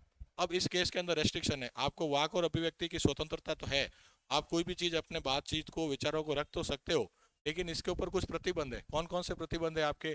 सबसे पहले देश की संप्रभुता और अखंडता, मतलब सॉवरेनिटी और इंटीग्रिटी को जो है वो आपकी वाक और अभिव्यक्ति बाधित नहीं करनी चाहिए। राज्य की सुरक्षा यानी सिक्योरिटी ऑफ द स्टेट। विदेशों से मित्रता, रिलेशन विद द फॉरेन, मतलब कि आप विदेशी राज्यों से किसी तरह की मित्रता है तो इसके ऊपर आपको प्रतिबंध जो है वो लगाया जा सकता है। सार्वजनिक व्यवस्था यानी कि पब्लिक ऑर्डर। फिर आ गया नैतिकता यानी डिसेंसी या मॉरलिटी के आधार पर भी प्रतिबंध जो वो लगा सकते हैं। न्यायालय की अवमानना, कोर्ट ने मना किया है कि आप इस तरह की कोई बातचीत नहीं करो, कंटेम्प्ट ऑफ कोर्ट के आधार पर भी लग सकता है। डिफेमेशन, मानहानि, आप किसी भी व्यक्ति का जो भी स्वाभिमान कह दो या फिर उसका जो मान है उसके खिलाफ आप कह सकते हैं आलोचना करते हैं, वो तो एक अलग बात है, लेकिन उसके खिलाफ अगर यदि आप दुष्प्रचार करते हैं, उसकी गलत जानकारियां प्रस्तुत करते हैं जिसके उसके सम्मान में हानि होती है, तो भी आप काम नहीं कर सकते हैं। अपराध में संलग्नता, इंसाइटमेंट ऑफ द ऑफेंस हो गया। पहले संविधान संशोधन 1951 में विदेशों से मित्रता, सार्वजनिक व्यवस्था और अपराध में संलग्नता, 3 तरीके की जो है वो आपके चीजें जोड़ी गई थी। कौन कौन सी? विदेशों से मित्रता, ठीक है, सार्वजनिक व्यवस्था, कहा कि सार्वजनिक व्यवस्था और अपराध में संलग्नता, ये तीनों प्रतिबंध कौन से संविधान संशोधन से जोड़े गए थे? पहले से। और 16वें संविधान संशोधन 1963 के द्वारा अखंडता शब्द जो भारत में आपके संप्रभुता और अखंडता की बात है, इसको कब जोड़ा गया था? आपके 16 कॉन्स्टिट्यूशन अमेंडमेंट 1963 के अंदर जोड़ा गया था। तो ये सारे के सारे आपके कह सकते हैं रेस्ट्रिक्शन और एक्सेप्शन है, वो अपने को क्या होने चाहिए? याद होने चाहिए। सबसे पहला क्या है? भारत की संप्रभुता और अखंडता यानी सॉवरेनिटी एंड इंटीग्रिटी। फिर दूसरा क्या है? राज्य की सुरक्षा यानी सिक्योरिटी ऑफ द स्टेट। फिर विदेशों से मित्रता यानी कि रिलेशन विद द फॉरेन। फिर क्या हो जाएगा आपके? सार्वजनिक व्यवस्था यानी कि पब्लिक ऑर्डर। फिर क्या रहेगा? नैतिकता यानी डिसेंसी या मोरालिटी। फिर न्यायालय की अवमानना यानी कंटेम्प्ट ऑफ द कोर्ट। मानहानि यानी defamation, incitement of the offence यानी कि आपके अपराध में संलिग्नता। ठीक है, ये सारे के सारे क्या है? इसमें रेस्ट्रिक्शन है। टोटल कितने रेस्ट्रिक्शन हो गए? 8 रेस्ट्रिक्शन जो है आर्टिकल 19A के तहत है। फर्स्ट कॉन्स्टिट्यूशन अमेंडमेंट के तहत कौन कौन से जोड़े गए थे? Friendship with the foreign countries, public orders and involvement in the crimes and incitement in the crimes जो है वो जोड़े गए थे। इसके अलावा 70 अमेंडमेंट के तहत कुछ चीज को जोड़ा गया था, आपके इंटीग्रिटी शब्द को जोड़ा गया था। अब 19A के बाद में आता है आर्टिकल 19B। 19B क्या है? शांतिपूर्ण सम्मेलन यानी कि फ्रीडम ऑफ असेंबली। आप किसी भी तरह की असेंबली कर सकते हो, सम्मेलन कर सकते हो, सेमिनार कर सकते हो, मीटिंग कर सकते हो, ठीक है, वो आपको शांतिपूर्ण तरीके से करने का क्या है? भारत के अंदर अधिकार है। ठीक है, इसके अंदर क्या क्या है कि बिना किसी हथियार के होना चाहिए, हड़ताल आप नहीं कर सकते और केवल सार्वजनिक भूमि पर कर सकते हो। ऐसा नहीं आप किसी व्यक्ति के प्लॉट पर जाकर के कहो कि मुझे सम्मेलन करना है, आप ऐसा नहीं कर सकते हो। आपको कहाँ करना पड़ेगा? किसी सार्वजनिक भूमि, किसी पब्लिक प्लेस पर जो आपके सम्मेलन कर सकते हो, इसका अधिकार है। और उसके लिए भी आपको क्या करनी पड़ेगी? पहले आपको परमिशन लेनी पड़ेगी। प्रतिबंध कौन सा? संप्रभुता और अखंडता और सार्वजनिक व्यवस्था। अब आपने कह दिया पब्लिक लैंड पर असेंबली करनी है, आप कल को खड़े हो जाओगे रोड पर, मुझे क्या करना है? सम्मेलन करना है। अब रोड पर आप सम्मेलन करने लगोगे तो क्या हो जाएगा? पब्लिक ऑर्डर बाधित हो जाएगा। पब्लिक ऑर्डर को बनाए रखने के लिए क्या किया जा सकता है? इसके ऊपर आपके रोक लगाई जा सकती है। इसीलिए आप देखते हैं जब भी कोई रैली निकलती है तो साथ में पुलिस प्रोटेक्शन होता है, क्योंकि सड़क है, उससे सार्वजनिक व्यवस्था बाधित होती है। तो आप अगर यदि सड़क के मार्ग से कोई रैली निकाल रहे हो तो आपको क्या लेनी पड़ेगी? पुलिस से परमिशन लेनी पड़ेगी, ताकि सार्वजनिक व्यवस्था को क्या किया जा सके? मेंटेन किया जा सके। Article 19C freedom of association, मतलब क्या हो गया? संघ बनाने की स्वतंत्रता। ठीक है, पॉलिटिकल कैसा संघ बना सकते हो आप? कैसे यूनियन बना सकते हो? पॉलिटिकल, इकोनॉमिक, सोशल या रिलीजियस एसोसिएशन जो वो आप बना सकते हो। आप किसी भी तरह की पॉलिटिकल पार्टी बना सकते हो, आप किसी भी तरह की कंपनी खोल सकते हो, आप कैसे ही सोशल वेलफेयर सोसाइटी कर सकते हो, या कैसे भी आप कह सकते हो धार्मिक ट्रस्ट वगैरह है उसका भी आप स्थापना कर सकते हो। मतलब आप कैसा एसोसिएशन बना सकते हो? पॉलिटिकल, इकोनॉमिक, सोशल या फिर रिलीजियस। राइट टू नॉट फॉर्म और ज्वाइन भी इसके अंदर शामिल है। इसका क्या मतलब हुआ कि आपके पास अधिकार तो है कि आप किसी तरह का संगठन बना सको, लेकिन उसके साथ साथ में आपके पास ये भी अधिकार है किसी और के बनाए हुए संगठन को आप ज्वाइन भी नहीं करो। सामान्यतः देखा जाता है कि कई बार अपने समाज में देखते हैं कोई व्यक्ति आते हैं कि भाई हमने ये संगठन बनाया है, हमने एक ग्रुप बनाया है, ठीक है, और हमने किसी तरह का कोई कमेटी बनाई है और हम चाहते हैं कि आप भी इसको ज्वाइन करो और उसको ज्वाइन करने के लिए इतनी फीस लगेगी। ठीक है, तो आपके पास में पूरा अधिकार है कि आप ऐसे किसी संगठन को ज्वाइन नहीं करें। इसके ऊपर रेस्ट्रिक्शन कौन कौन से? संप्रभुता और अखंडता, पब्लिक ऑर्डर और मोरालिटी यानी कि नैतिकता के आधार पर भी जो है इसके ऊपर पब्लिक रेस्ट्रिक्शन लगा सकते हैं। तो जो आर्टिकल 19 के जितने भी रेस्ट्रिक्शन और एक्सेप्शन वो सारे इंपॉर्टेंट है। इसमें सभी में छोटा छोटा अंतर है तो वो अपने को पता होना चाहिए। जैसे 19 बी और 19 सी के तो एक ही चीज अलग है, वो क्या है, मोरालिटी यानी नैतिकता के आधार पर वो नहीं रहेगा। आर्टिकल 19 क्या था, वाक और अभिव्यक्ति, freedom of expression and speech. 19 B क्या था, फ्रीडम ऑफ असेंबली। और 19 सी क्या पे फ्रीडम ऑफ एसोसिएशन यानी संगठन की स्वतंत्रता। अब आता है 19 डी और 19 ई। 19 डी कहता है आवाज संचरण की आपके स्वतंत्रता है, आप कभी भी कहीं पर भी भारत के अंदर घूमने जा सकते हो, आपको कोई रोक टोक नहीं होगी। आप अगर यदि राजस्थान में बैठे हो और अभी कहो कि मुझे केरल जाना है या जम्मू कश्मीर जाना है तो आप घूमने जा सकते हो। इंडिया के अंदर अगर यदि आपको घूमना है तो कौन से आर्टिकल के तहत जा सकते हो, आर्टिकल 19 डी। कौन से आर्टिकल से, आर्टिकल 19 डी। लेकिन अगर यदि आपको कि आपको कहाँ जाना है, अभी आपको अमेरिका जाना है तो आपको कौन से आर्टिकल से जाना है, आर्टिकल 21। अभी देखा था कि नरेंद्र मोदी प्रधानमंत्री जी ने अपील की है भारत के लोगों से कि आप विदेशी यात्राएं कम करें। ठीक है, क्योंकि जब भी कोई भारत का व्यक्ति विदेश जाएगा तो विदेश के अंदर भारतीय करेंसी तो चलती नहीं है। ठीक है, तो विदेश के अंदर जाएगा तो वहाँ कोई शॉपिंग करेगा, वहाँ कोई खर्चा करेगा तो वहाँ की करेंसी में क्या करना पड़ेगा उसको, खर्च जो है वो करना पड़ेगा, मतलब कि पेमेंट जो है वहाँ की करेंसी में करना पड़ेगा। ठीक है, जैसे कि कोई भी व्यक्ति यूएस गया तो यूएस में अगर जो खरीदारी करता है, होटल में रुकता है, खाना वाना खाता है, तो यूएस में उसको भुगतान किस में करना पड़ेगा, डॉलर्स में भुगतान करना पड़ेगा। ठीक है, अब भारत के पास में करेंसी कौन सी है, रुपीज है।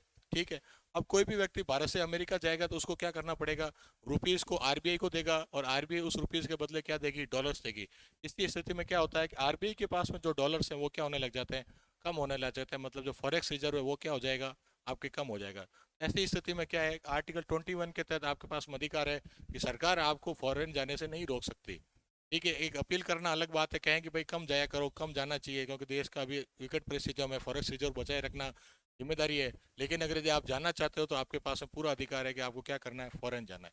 रेस्ट्रिक्शन क्या है, आम जनता के हित और आदिवासी हितों की सुरक्षा, मतलब वही पब्लिक जनरल इंटरेस्ट में आप कहीं पर भी ऐसा नहीं कि आप घूमने लग जाओ और जो ट्राइबल एरियाज हैं उसके अंदर आप जाकर के जो वो नहीं जा सकते। सुप्रीम कोर्ट ने कौन कौन से दो चीजें ऐड की है, public health and public interest, इसके अंदर दो रेस्ट्रिक्शन सुप्रीम कोर्ट ने जोड़ा है, स्वास्थ्य और सार्वजनिक हित। अब आता है article 19 E, freedom of residence, मतलब निवास की स्वतंत्रता। ठीक है, आप कहीं पर भी क्या है अपना निवास स्थापित कर सकते हो, लेकिन इसमें भी वही सेम दो आपके क्या है रेस्ट्रिक्शन है, interest of general public and protection of the tribal interest. अब इसमें दो तरीके के जो रेस्ट्रिक्शन सुप्रीम कोर्ट ने जोड़े हैं, एक तो वैश्यावृत्ति यानी प्रोस्टिट्यूशन, दूसरा हैबिचुअल ऑफेंडर यानी कोई आदतन अपराधी है तो उसको जो है आपके फ्रीडम ऑफ रेजिडेंस नहीं है, मतलब निवास की स्वतंत्रता नहीं है। तो ये इसके ऊपर हो गए रेस्ट्रिक्शन। अब अगला आता है आर्टिकल 19 एफ, व्यापार की स्वतंत्रता, फ्रीडम ऑफ प्रोफेशन। आप किसी भी तरह का प्रोफेशन या व्यापार जो है वो चूज कर सकते हो, practice any profession, carry on any occupation. और फॉर स्टेज क्या कर सकता है, क्वालिफिकेशन जो है वो तय कर सकता है। जैसे कोई भी व्यक्ति कहे मुझे अभी क्या करना है कि मुझे एक हॉस्पिटल खोलना है, या फिर कोई व्यक्ति कहे मुझे अभी स्कूल खोलनी है, तो सरकार क्या कर सकती है, उसके लिए कुछ न कुछ योग्यता है जो वो निर्धारित कर सकती है। अगर यदि आप हॉस्पिटल खोल रहे हो और आप चाहते हो कि लोगों का इलाज करें तो आपके पास में क्या होनी चाहिए, एक लीगल डिग्री होनी चाहिए। आप स्कूल खोल रहे हैं, आप चाहते हो कि बच्चों को पढ़ाना है तो आपके पास में क्या होनी चाहिए, एक लीगल डिग्री होनी चाहिए। ठीक है, मतलब स्टेट क्या कर सकता है, जो है वो योग्यता को निर्धारित कर सकता है। बाकी आप कोई भी पेशा अपना सकते हो, कोई भी व्यापार या वाणिज्य जो है वो कर सकते हो। इसमें क्या वही अपवाद है, आम जनता का हित है, अवैध या अनैतिक कार्य नहीं कर सकते और ऐसा कोई काम नहीं कर सकते जिससे महिलाओं या बच्चों का क्या होना चाहिए, दुर्व्यवहार होना चाहिए या फिर उनका दुरुपयोग जो है वो हो। ये सारे के सारे अपने कह सकते हैं कि ई नहीं है, एफ है ये, यहाँ ई लिखा हुआ है, article 19 F, freedom of profession. ये छह जो आपके कौन कौन से हो गए, आपके 19 के तहत हो गए। सबसे पहले क्या, वाक और अभिव्यक्ति, freedom of speech and expression. वाक और अभिव्यक्ति बोलोगे तो आपको क्या करना पड़ेगा, सम्मेलन यानी फ्रीडम टू असेंबली। ठीक है, सम्मेलन के बाद में आपको क्या बनाना पड़ेगा, संघ बनाना पड़ेगा, एसोसिएशन बनाना पड़ेगा, संगठन बनाना पड़ेगा। ठीक है, संगठन बनाओगे तो आपको क्या करने पड़ेगा, संगठन बनाने के बाद में सार्वजनिक सभा करनी पड़ेगी। ठीक है, विचरण करना पड़ेगा। उसके बाद में आपको क्या कर सकते हो, किसी तरह का व्यापार कर सकते हो। और व्यापार के साथ में जब व्यापार करोगे तो आप किसी भी स्थान पर निवास की जो भी वो भी क्या आपके पास में स्वतंत्रता है। तो कौन कौन सी, 19 ए कहता है आपके freedom of speech and expression, वाक और अभिव्यक्ति। 19 बी कहता है सम्मेलन और असेंबली की फ्रीडम है। 3 कहता है आपके एसोसिएशन संगठन बनाना, एसोसिएशन की स्वतंत्रता है। 19D कहता है किसी भी तरह का विचरण कर सकते हो, आप कहीं पर भी आबाद रूप से संचरण कर सकते हो। 19E कहता है आप किसी भी तरह का ट्रेड या व्यापार कर सकते हो। और 19F कहता है आपके पास में किसकी स्वतंत्रता है, आप व्यापार सॉरी किस कहीं पर भी जाकर के बसने की जो वो स्वतंत्रता है। इन सब की, इन स्वतंत्रताओं के अलावा इसके ऊपर जो रेस्ट्रिक्शन लगे हुए हैं वो ज़्यादा इंपॉर्टेंट है, उनसे क्वेश्चन आता है। और वाक और अभिव्यक्ति के तहत जो केस है, जो वाद है, वो भी आपको इम्पोर्टेंट है और वो भी आपको क्या करना है, याद करना है। अब आता है आर्टिकल 19(1)(c). इसमें एक जोड़ा गया सहकारी समिति बनाने का अधिकार जो है वो 97 संविधान संशोधन के द्वारा आर्टिकल 19(1)(c) के तहत जो है वो दिया गया है। तो ये हो गया अपने स्वतंत्रता के अधिकार का पहला अधिकार। अब आता है आर्टिकल 20। आर्टिकल 20 कहता है भूतलक्षी विधियों से संरक्षण है, मतलब कि no ex post facto law. मतलब कि अगर यदि किसी व्यक्ति ने आज अपराध किया है तो उसको आज जो विधि लागू है उसी के तहत जो वो सजा दी जा सकती है। ऐसा नहीं कि आज से 5 महीने बाद कोई कानून बनाए और उसके बाद में कहे कि आज से 5 साल पहले, 5 महीने पहले भी अगर यदि आपने कोई अपराध किया है तो उसके तहत सजा दी जाती है। मतलब आज अगर यदि कोई अपराध है तो आज जो विधि या आज जो लॉ इम्प्लीमेंट है उसी के तहत जो है वो क्या की जा सकती है, सजा दी जा सकती है। इसके तहत कोई कन्विक्शन नहीं होगा, कोई सेंटेंस नहीं होगी और कोई पेनल्टी नहीं होगी। मतलब कि ना तो दोष सिद्ध होगा, ना सजा होगी, ना जुर्माना होगा किसी भी भूतलक्षी विधि से। इसके ऊपर प्रतिबंध क्या, अपवाद क्या है कि जो दीवानी और कर संबंधी मामले हैं इसके अंदर क्या लग सकता है, आपके एक्स पोस्ट फैक्टो लॉज लग सकते हैं। मतलब कि दीवानी मामले कौन से होते हैं, वसीयत, जायदाद, विवाह संबंधी, तलाक संबंधी जो मामले होते हैं वो सारे दीवानी मामले होते हैं। या जो टैक्स संबंधी है, डायरेक्ट या इनडायरेक्ट टैक्स संबंधी मामले हैं, तो उसके अंदर क्या हो सकता है कि अगर यदि आज कोई कानून है जिसके तहत आप के ऊपर अगर यदि 5 रुपये टैक्स लग रहा है और सरकार कहती है कि 6 महीने बाद कोई कानून बनाए और वो टैक्स को बढ़ा करके 7 रुपये कर दे और कहे कि ये कानून है पिछले 1 साल से जितने भी ट्रांजेक्शन है उन सब पर लागू रहेगा, तो वो भी इसके ऊपर क्या हो सकता है, लग सकता है। मुकदमों की अनुमति दी जा सकती है। निवारक निर्देश, अभी हम देखेंगे कौन कौन से प्रिवेंटिव डिटेंशन के होते हैं। Demanding security from the person है, तो आप क्या कर सकते हो, अगर किसी व्यक्ति से आपको सिक्योरिटी चाहिए तो भी क्या बूथ लक्षी तरीके से हासिल कर सकते हो। ये कौन सा हो गया, आर्टिकल 20A। फिर आता है 20B और 20C। 20B कहता है दोहरी क्षति नहीं होगी। अगर यदि किसी व्यक्ति ने एक अपराध किया तो उसको एक ही बार सजा दी जाएगी। ऐसा नहीं है कि एक ही अपराध की आपको बार बार सजा मिले, मतलब कि नो डबल ज्यूरी पार्टी, ठीक है। लेकिन इसका भी एक्सेप्शन है। हम देखते हैं जो भी गवर्नमेंट एम्प्लॉयज होते हैं वो क्या करते हैं, जैसे किसी भी करप्शन या इलीगल एक्टिविटीज में इन्वॉल्व होते हैं तो एक तो उनको कोर्ट से सजा मिल जाती है, ठीक है। जैसे किसी ने करप्शन किया या कैसे कैसे रिश्वत वगैरह ली तो उसको अगर यदि 5 साल 6 साल की सजा होगी, एक तो उसको कोर्ट से सजा मिल गई 6 साल की कैद की। इसके अलावा जो सरकार है, गवर्नमेंट है, वो खुद भी क्या कर सकती है, उसको पनिश करते हुए सरकारी नौकरी से निकाल देती है, मतलब कि टर्मिनेट कर देती है नौकरी से।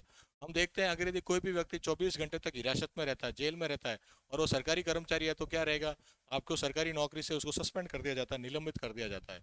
और अगर यदि किसी भी व्यक्ति को कोर्ट के अंदर सजा मिल जाती है, उसका अपराध सिद्ध हो जाता है, तो उसे नौकरी से क्या कर दिया जाता है, निकाल दिया जाता है, मतलब टर्मिनेशन फ्रॉम द सर्विस कर दिया जाता है। तो केवल एकमात्र अपवाद क्या है, डिपार्टमेंटल प्रोसीडिंग्स। मतलब जो है अगर यदि किसी व्यक्ति ने अपराध किया है और वो सरकारी कर्मचारी है, उसका कोई डिपार्टमेंट है, इवन प्राइवेट में भी है, तो भी हो सकता है कि उसको नौकरी से वो निकाल दे।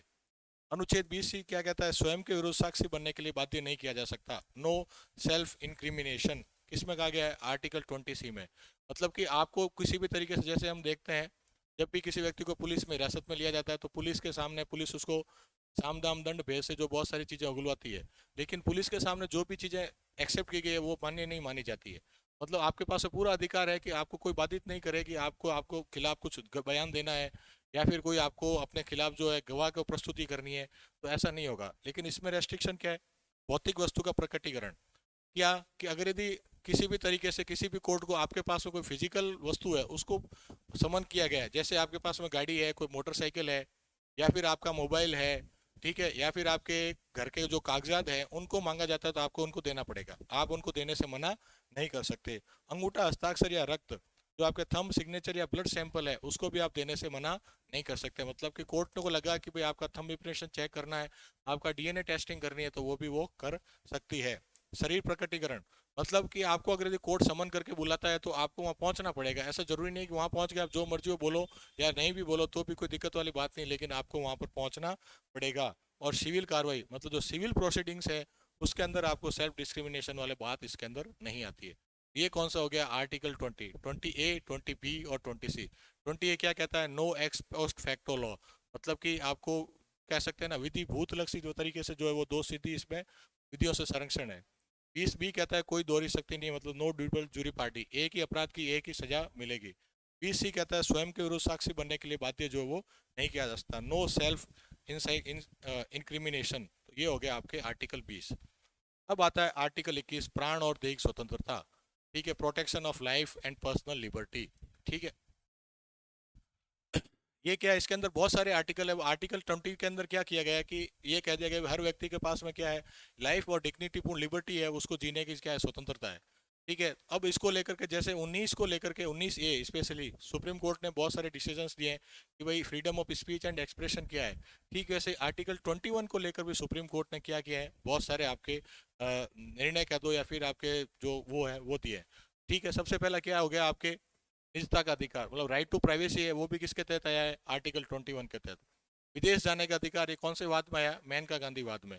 ठीक है, हमने देखा था कि जिस बेसिकली क्या हुआ कि 1977 में इमरजेंसी हटती है, लोकसभा इलेक्शन होते हैं और इंदिरा गांधी जो वो चुनाव हार जाती है और मोरारजी देसाई है वो देश के क्या बनते हैं, प्रधानमंत्री बनते हैं।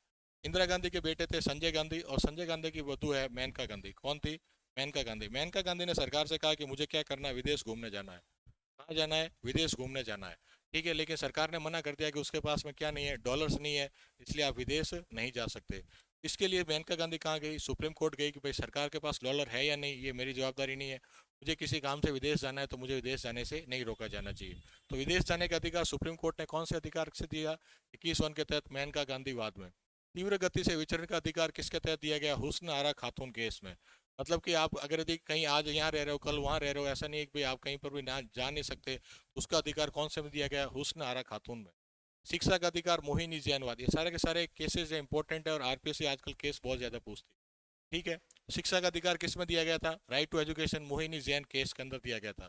स्वस्थ और चिकित्सीय सहायता का अधिकार किस में दिया गया था, परमानंद कटारा वाद में। किस में दिया गया था, Parmanand Katara. Right to health and medical aid किस में, परमानंद कटारा। निःशुल्क खाद्य सामग्री का अधिकार किसमें दिया गया था, पीयूसीएल केस। ठीक है, राइट टू फ्री फूड किसमें दिया गया था, आपके पीयूसीएल केस में। धूम्रपान का निषेध किसमें दिया गया था, मुरली देवड़ा। जो पब्लिक प्लेसेस है उसके अंदर जो आपके स्मोकिंग प्रोहिबिशन का अधिकार है, मतलब कि आप बैठे और आपका पड़ोसी कोई धूम्रपान कर रहा है तो आप उसको रोक सकते हो, क्योंकि आपके पास में क्या प्रोहिबिशन ऑफ स्मोकिंग का राइट है। कौन से केस में, मुरली देवड़ा केस के तहत दिया गया था। ठीक है, प्रदूषण मुक्त जल और वायु का अधिकार कौन से केस में दिया गया था, सुभाष कुमार केस में। कौन से केस में दिया गया था, सुभाष कुमार केस के अंदर आपके पॉल्यूशन फ्री वाटर और एयर का दिया गया था। स्वच्छ पर्यावरण का अधिकार किस में दिया गया था, एमसी मेहता केस। किस में दिया गया था, एमसी मेहता केस में आपके दिया गया था, क्लीन एनवायरमेंट का। लैंगिक उत्पीड़न का निषेध किस में दिया गया था, विशाखावाद। विशाखावाद राजस्थान से रिलेटेड है। जो वर्क प्लेस पर सेक्सुअल हरेसमेंट है उसके अगेंस्ट राइट किस में दिया गया था, आपके विशाखा केस में दिया गया था। यौन स्वायत्ता का अधिकार, नवतेज सिंह जौहरवाद, धारा 377, मतलब राइट टू सेक्सुअल ऑटोनॉमी। तो व्यक्ति क्या है, चाहे होमोसेक्सुअल हो चाहे बाईसेक्सुअल हो, उसका सेक्सुअलिटी का भी क्या अधिकार किसमें दिया गया था, आपके नवतेज सिंह जौहर केस के अंदर दिया गया था, मतलब सेक्शन 337 के तहत। 77 देव स्थानों में लैंगिक भेदभाव के विरुद्ध अधिकार किसमें दिया गया था, सबरीमाला वाद के तहत। हम ऐसे देखते हैं बहुत से मंदिर मस्जिद है उसके अंदर महिलाओं की एंट्री नहीं रहती है। ठीक है, तो ऐसी स्थिति में क्या किया गया, सुप्रीम कोर्ट ने कहा कि भाई जो भी देव स्थान है उसमें किसी भी तरह का आपके जेंडर बेस्ड डिस्क्रिमिनेशन नहीं होगा, तो लैंगिक भेदभाव नहीं होगा। ये कौन से केस में कहा था, सबरीमाला वाला केस में। एकांत कारावास और हिरासत में मृत्यु के विरुद्ध अधिकार भी किसके अंदर आता है, आर्टिकल 21 में। सार्वजनिक रूप से फांसी और हथकड़ी लगाने के विरुद्ध भी अधिकार किसमें आता है, आपके आर्टिकल 21 के तहत आता है। तो ये जितने भी केसेस हैं वो अपने को क्या होने चाहिए, याद होने चाहिए, और बार बार पढ़ेंगे तो याद हो जाएंगे। ठीक है, अब इसके तहत क्या है, जैसे दो केस थे। एक तो सबसे पहले था ए के गोपालन बना मद्रास सरकार। इसमें अनुच्छेद केवल में कार्यपालक की मनमानी शक्ति कार्रवाई के विरुद्ध है, न कि विधायिका की। देखो एक तो आपके विधायिका है, एक है कार्यपालिका। मतलब एक तो लेजिस्लेटिव बॉडी है और एक आपके एग्जीक्यूटिव बॉडी। ये क्या करेगी, ये आपके अधिनियम बनाएगी, अधिनियम कह दो, एक्ट कह दो, कोई नियम हो गया, कोई पॉलिसी हो गया, कोई रूल हो गया, उसका निर्माण करेगी। ठीक है, और कार्यपालिका क्या करेगी, इसका एग्जीक्यूशन करेगी। ठीक है, तो इसके अंदर कहा गया, गोपालन केस में कहा गया कि अगर यदि किसी भी तरह का विधायिका ने कोई भी कानून नियम बना दिया है और अगर यदि कार्यपालिका ने उसका पालन नहीं किया, तो ही आपको क्या मिलेगा, आर्टिकल 21 मिलेगा। क्या मिलेगा, आर्टिकल 21 के तहत मौलिक अधिकार मिलेगा। Means article 21 only protects the arbitrary action against the executive not the legislature. मतलब एग्जीक्यूशन ने, एग्जीक्यूटिव बॉडी ने कोई ढंग से काम नहीं किया है, तो ही जो है वो आपके खिलाफ, आपके पास में अधिकार है, न कि लेजिस्लेचर। लेकिन मेनका गांधी ने कहा कि बाद में कहा गया कि एग्जीक्यूटिव प्लस लेजिस्लेटिव, अगर यदि ऐसा नहीं है कि आपके एग्जीक्यूटिव ने कोई गलत क्रियान्वयन किया, लेकिन अगर यदि लेजिस्लेचर में कोई ऐसा नियम कानून बन गया है जो कि मौलिक अधिकारों का उल्लंघन करता है, तो भी क्या है, उसका उल्लंघन जो है वो माना जाएगा। मतलब अनुच्छेद 21 कार्यपालिका और विधायिका दोनों की मनमानी कार्रवाई के विरुद्ध है। सुप्रीम कोर्ट ने नैसर्गिक न्याय के सिद्धांत के आधार पर इसका जो है वो प्रतिपादन किया। Supreme court enunciated the principle of the natural justice. ठीक है, तो ये अपने को दोनों में याद रखना है। अब आता है article 21A, right to education. 21C नहीं है, 21A, राइट टू एजुकेशन। ठीक है, इसके तहत दिया गया था, हम भी हमने देखा था, जैनवाद था एक, उसके तहत मिला था। 86वां संविधान संशोधन 2002 के तहत इसको जोड़ा गया था। सभी के लिए निःशुल्क और अनिवार्य शिक्षा। कौन सी उम्र के लिए, 6 से लेकर के 14 वर्ष तक का कोई भी बच्चा है तो उसको निःशुल्क शिक्षा का अधिकार है। मतलब 14 वर्ष के बच्चे को अगर यदि चाहता है, उसके पास में पैसा नहीं है, तो वो विदाउट एनी फीस जो सरकारी स्कूल के अंदर जो है वो पढ़ सकता है। पीएस कोठारी समिति ने 1964 से 66 में शिक्षा आयोग ने पहली बार 6 से 14 वर्ष के बच्चों के लिए निःशुल्क और अनिवार्य शिक्षा का सुझाव दिया था। सबसे पहले किसने दिया था, पीएस कोठारी कमेटी ने। ठीक है, 1997 में गठित मुहीराम सेकिया समिति ने सिफारिश की थी कि 6 से 14 वर्ष की आयु के बच्चों के लिए शिक्षा को मौलिक अधिकार जो वो बनाया जाना चाहिए। न्यायमूर्ति बीपी जीवन रेड्डी समिति ने 625वीं विधि आयोग की रिपोर्ट में शिक्षा के अधिकार को प्रभावी बनाने के लिए केंद्रीय कानून की आवश्यकता पर जो बल दिया था। और फिर फाइमा शेरिनवाद, इसमें इंटरनेट की उपयोगिता को भी क्या किया गया था, शिक्षा के अधिकार के तहत जोड़ा गया था। तो 3 कमिटीज कौन कौन सी, एक तो डीसी कोठारी कमेटी जो अपने फर्स्ट कह सकते हैं एजुकेशन कमीशन था, उसने भी कहा था कि फ्री एजुकेशन जो है, इनिशियल एजुकेशन दी जानी चाहिए। फिर द मुहीराम सेकिया कमेटी है, इसने भी 1997 में कहा था कि इनको मौलिक अधिकार होना चाहिए कि 6 से 14 साल के बच्चे हैं उनको फ्री एजुकेशन मिले। और जस्टिस बीवी जीवन रेड्डी कमेटी है, जो कि क्या थी, लॉ कमीशन था, उसने भी कहा था कि एक सरकार को कानून बनाना चाहिए ताकि 6 से 14 वर्ष के बच्चों को क्या मिले, फ्री शिक्षा जो वो मिले। और अंततः कौन से संशोधन के तहत इसको जोड़ दिया गया था, 86वें संशोधन 2002 के तहत जोड़ दिया गया था। इन सारी कमिटीज के ऊपर आरपीएससी में क्वेश्चन पूछे गए हैं, इस हिसाब से काफी इंपॉर्टेंट है। हाइमा सरीन केस के अंदर कहा गया कि इंटरनेट का एक्सेस है वो क्या राइट टू एजुकेशन के तहत आता है। बेसिकली कश्मीर के अंदर बहुत लंबे समय तक नेट बंदी थी, इसकी वजह से लोगों की शिक्षा प्रभावित हो रही थी। तो सुप्रीम कोर्ट ने कहा कि आप अगर लंबे समय तक इंटरनेट बैन रखते हो तो शिक्षा के अधिकार का क्या रहेगा, वो उल्लंघन रहेगा। अगला आता है आपके गिरफ्तारी और निरोध से संरक्षण, protection against arrest and detention. मतलब कि आपको हर कभी भी ऐसा नहीं कि राजस्थान सरकार या केंद्र सरकार का कोई पुलिसकर्मी आए और आपको गिरफ्तार करके ले जाए। तो ये अपने स्वतंत्रता, राइट टू फ्रीडम का लास्ट जो है वो आर्टिकल है। आर्टिकल कौन सा, 22। अगर यदि कौन सा, इसके तहत क्या बनेगी, दो तरीके की विधियां बनेगी। पहला तो क्या है, ऑर्डिनरी लॉ, सामान्य विधि। पहली क्या है, सामान्य। सेकंड कौन सी होगी, आपके निवारक निरोध, प्रिवेंटिव डिटेंशन की विधि, प्रिवेंटिव डिटेंशन।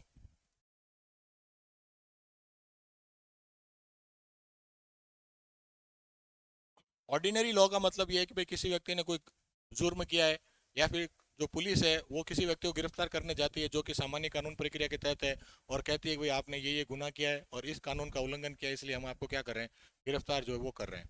प्रिवेंटिव डिटेंशन का मतलब ये है कि सरकार ने, भारत सरकार ने क्या कर रखा है, कुछ एक जो मामलों में ऐसे कानून बना रखे हैं।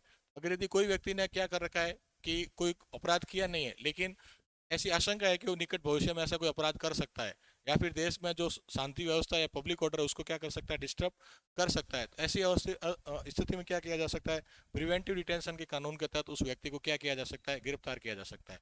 तो ऐसे जो ऑर्डिनरी लॉ है उनके लिए अलग तरह के प्रावधान है, और प्रिवेंटिव डिटेंशन है उनके लिए भी क्या है, आपके अलग तरीके के प्रावधान है।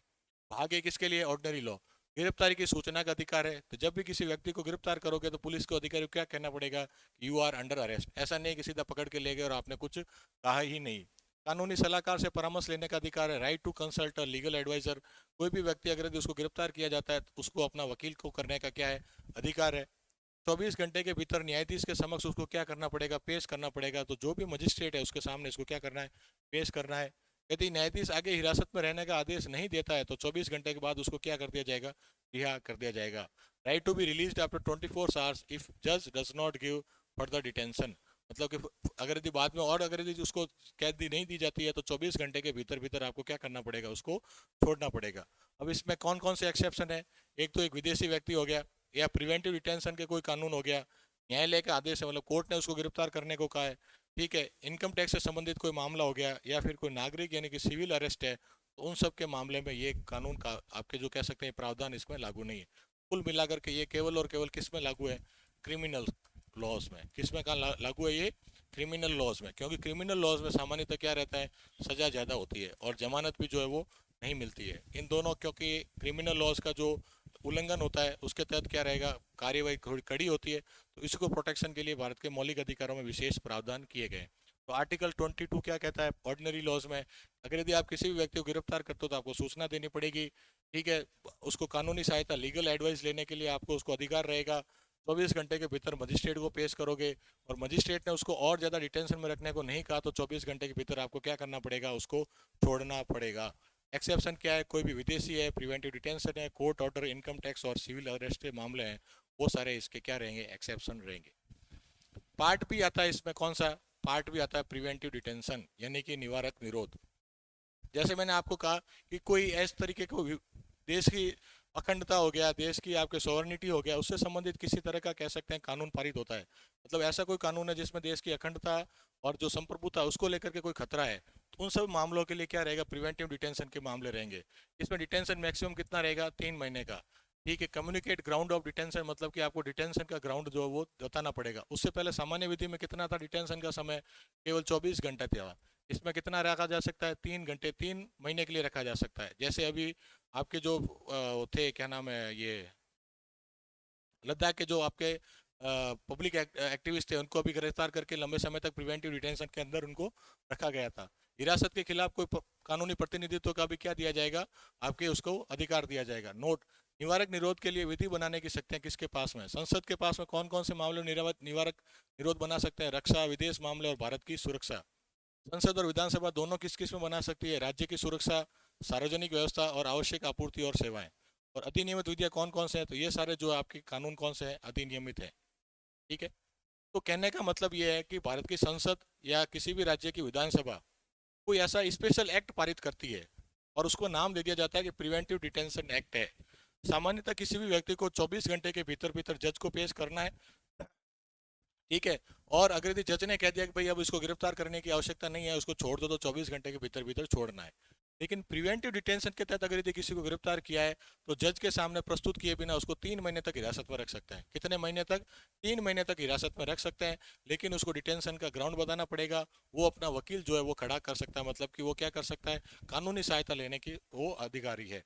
इसमें क्या किया जाएगा? 3 महीने के बाद क्या होगा, अगर यदि और रहना है तो एडवाइजरी बोर्ड जो है हाईकोर्ट के जज की अध्यक्षता में एडवाइजरी बोर्ड बनेगा, ठीक है। सार्वजनिक व्यवस्था और शत्रु देश का नागरिक है तो अगर यदि उसको 3 महीने से भी अधिक समय तक क्या कर सकते हैं, गिरफ्तार रख सकते हैं, ठीक है। हाईकोर्ट के अध्यक्ष की, सॉरी, हाईकोर्ट जज की अध्यक्षता में जो एडवाइजरी बोर्ड बनता है, उसने कह दिया कि भाई इस व्यक्ति को और लंबे समय तक हिरासत में रखो, तो 3 महीने के बाद भी रखा जा सकता है। अगर यदि व्यक्ति पब्लिक ऑर्डर को डिस्टर्ब कर रहा है तो भी उसको 3 महीने से अधिक हिरासत में रखा जा सकता है। और किसी एनिमी शत्रु देश का नागरिक है तो भी उसको क्या रखा जा सकता है, 3 महीने से अधिक हिरासत में रखा जा सकता है। तो ये हो गया अपने आर्टिकल 22 किसकी बात करता है? आपकी गिरफ्तारी से निरोध की बात करता है, ठीक है। प्रोटेक्शन अगेंस्ट द अरेस्ट, उसमें पार्ट ए की ऑर्डिनरी विधि है। ऑर्डिनरी विधि में काफ़ी सारे कह सकते हैं उसमें आपके पास अधिकार है कि गिरफ्तारी के बारे में सूचना देनी पड़ेगी, लीगल सहायता आप ले सकते हो, 24 घंटे मजिस्ट्रेट को प्रस्तुत करना पड़ेगा, और मजिस्ट्रेट ने कह दिया भाई अब और उसको डिटेन नहीं करना है तो उसको छोड़ना पड़ेगा। लेकिन प्रिवेंटिव डिटेंशन का कोई मामला है, मतलब किसी व्यक्ति को प्रिवेंटिव डिटेंशन के किसी अधिनियम के तहत गिरफ्तार किया गया है तो उसको 3 महीने तक हिरासत में आप रख सकते हो। हालांकि उसको विधिक सहायता लेने, मतलब अपना वकील करने की जो है वो परमिशन रहेगी। फिर 3 महीने बाद अगर यदि आप उसको और अधिक हिरासत में रखना चाहते हो तो हाईकोर्ट का जज है उसकी अध्यक्षता में एक एडवाइजरी कमेटी बैठेगी और उसने कह दिया कि इसको 3 महीने से ज़्यादा आपको अरेस्ट रखना तो रख सकते हो। किसी ने पब्लिक व्यवस्था के नाम पर भी उसको रख सकते हो, और या फिर आपके शत्रु देश का नागरिक है उसके आधार पर भी उसको रख सकते हो। तो ऐसे संसद या राज्य की विधानसभा ऐसे कुछ अधिनियम को क्या करेगी, नोटिफाई करेगी कि फलाना फलाना अधिनियम के तहत किसी भी व्यक्ति को प्रिवेंटिव डिटेंशन किया जा सकता है, ठीक है। तो ऐसे में संसद कौन कौन से तरीके के, कौन कौन से मामलों में ऐसे एक्ट बना सकती है? तो संसद जो है देश की रक्षा, विदेश मामले और भारत की सुरक्षा से संबंधित कोई भी मैटर हो, उस पर अगर यदि ऐसा कोई अधिनियम बनाती है तो उसके तहत लोगों को प्रिवेंटिव डिटेंशन कर सकती है। इसके अलावा राज्य की विधानसभा और संसद दोनों के पास में अधिकार है किसके लिए, उस राज्य की सुरक्षा है, पब्लिक व्यवस्था, सार्वजनिक ऑर्डर है और आवश्यक सामग्रियों की आपूर्ति और सेवाएं हैं, उसके लिए भी किसी तरह की जो वो आपके कर सकते हैं। तो कौन कौन सी प्रमुख प्रिवेंटिव डिटेंशन की आपके कह सकते हैं वो विधियां हैं, जैसे कॉप पोसा है, नासा है, पीबीएमएसई है, ठीक है, पीटीएन डीपीएसए है। तो ये सारे प्रमुख जो लॉज हैं जिनके तहत लोगों को प्रिवेंटिवली डिटेन किया जा सकता है। अब आता है आपके तीसरा अधिकार, शोषण के विरुद्ध अधिकार, राइट अगेंस्ट एक्सप्लॉइटेशन। ये है आर्टिकल 23 एंड आर्टिकल 24। जो अपना तीसरा मौलिक अधिकार है वो है शोषण के विरुद्ध अधिकार, मतलब कि राइट अगेंस्ट एक्सप्लॉइटेशन। ये है आर्टिकल 23 एंड आर्टिकल 24। 23 कहता है prohibition of traffic in human beings and force labour, मानव दुर्व्यापार और बलात् श्रम पर क्या है, प्रतिबंध। ठीक है, इसका मतलब क्या है कि आप किसी भी व्यक्ति को फोर्सफुली जो है वो काम पर नहीं रख सकते।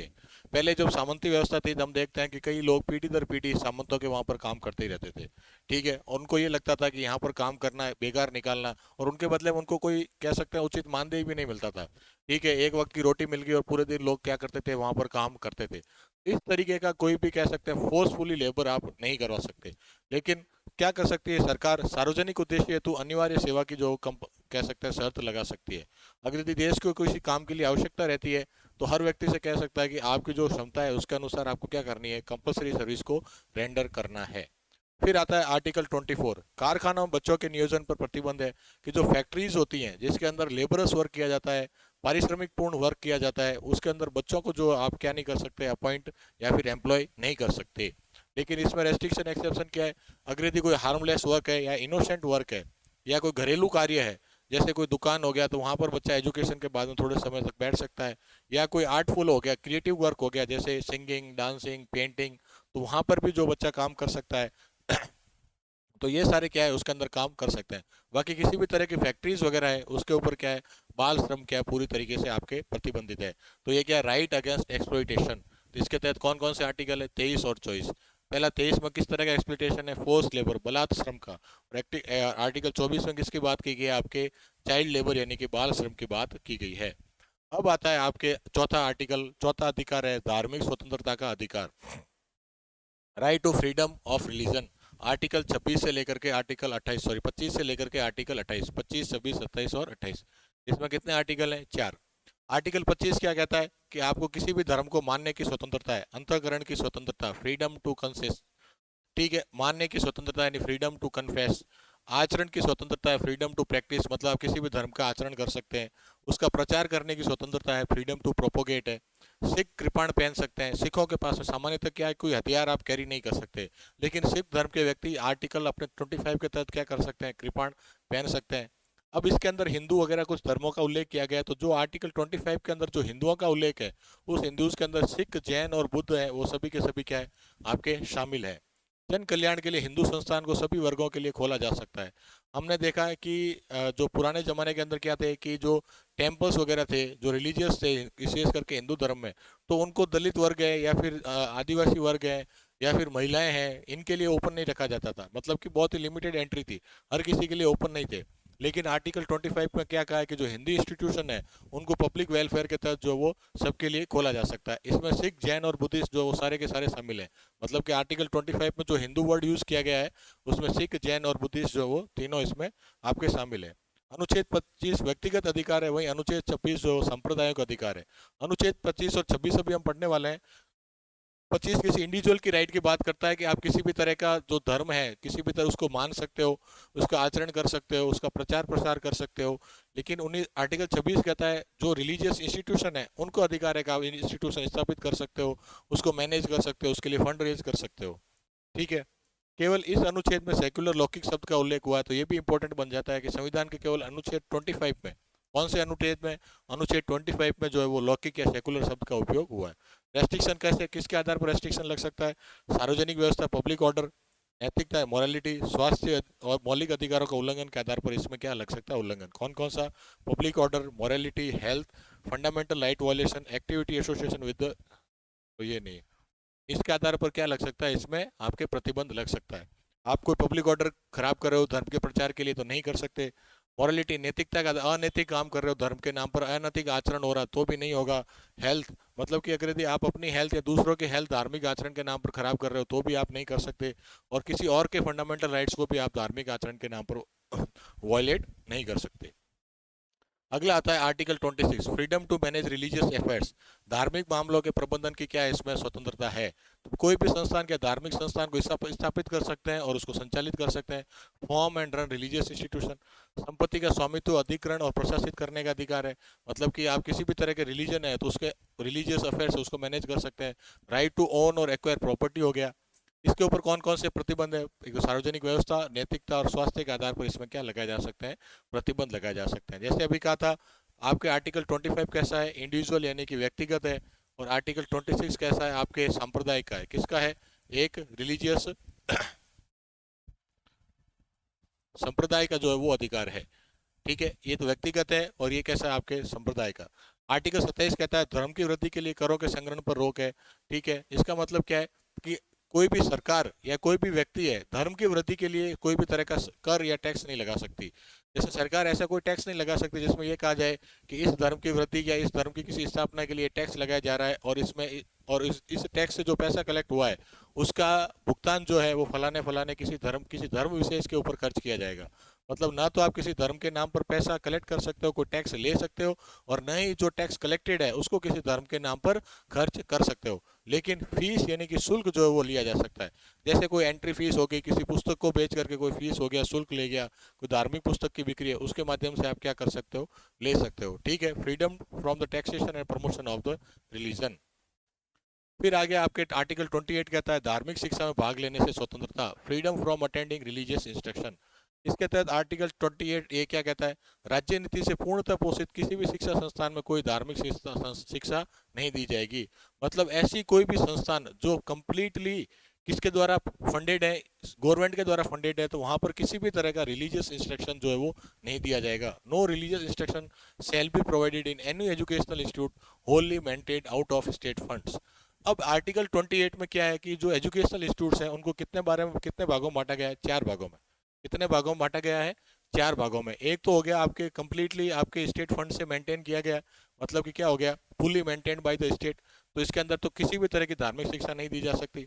सेकंड है only administered by the state but established by the trust, मतलब कि किसी ट्रस्ट के द्वारा जो है वो क्या, राज्य के द्वारा प्रशासन है लेकिन इसका स्थापना किसी ट्रस्ट के माध्यम से की गई है।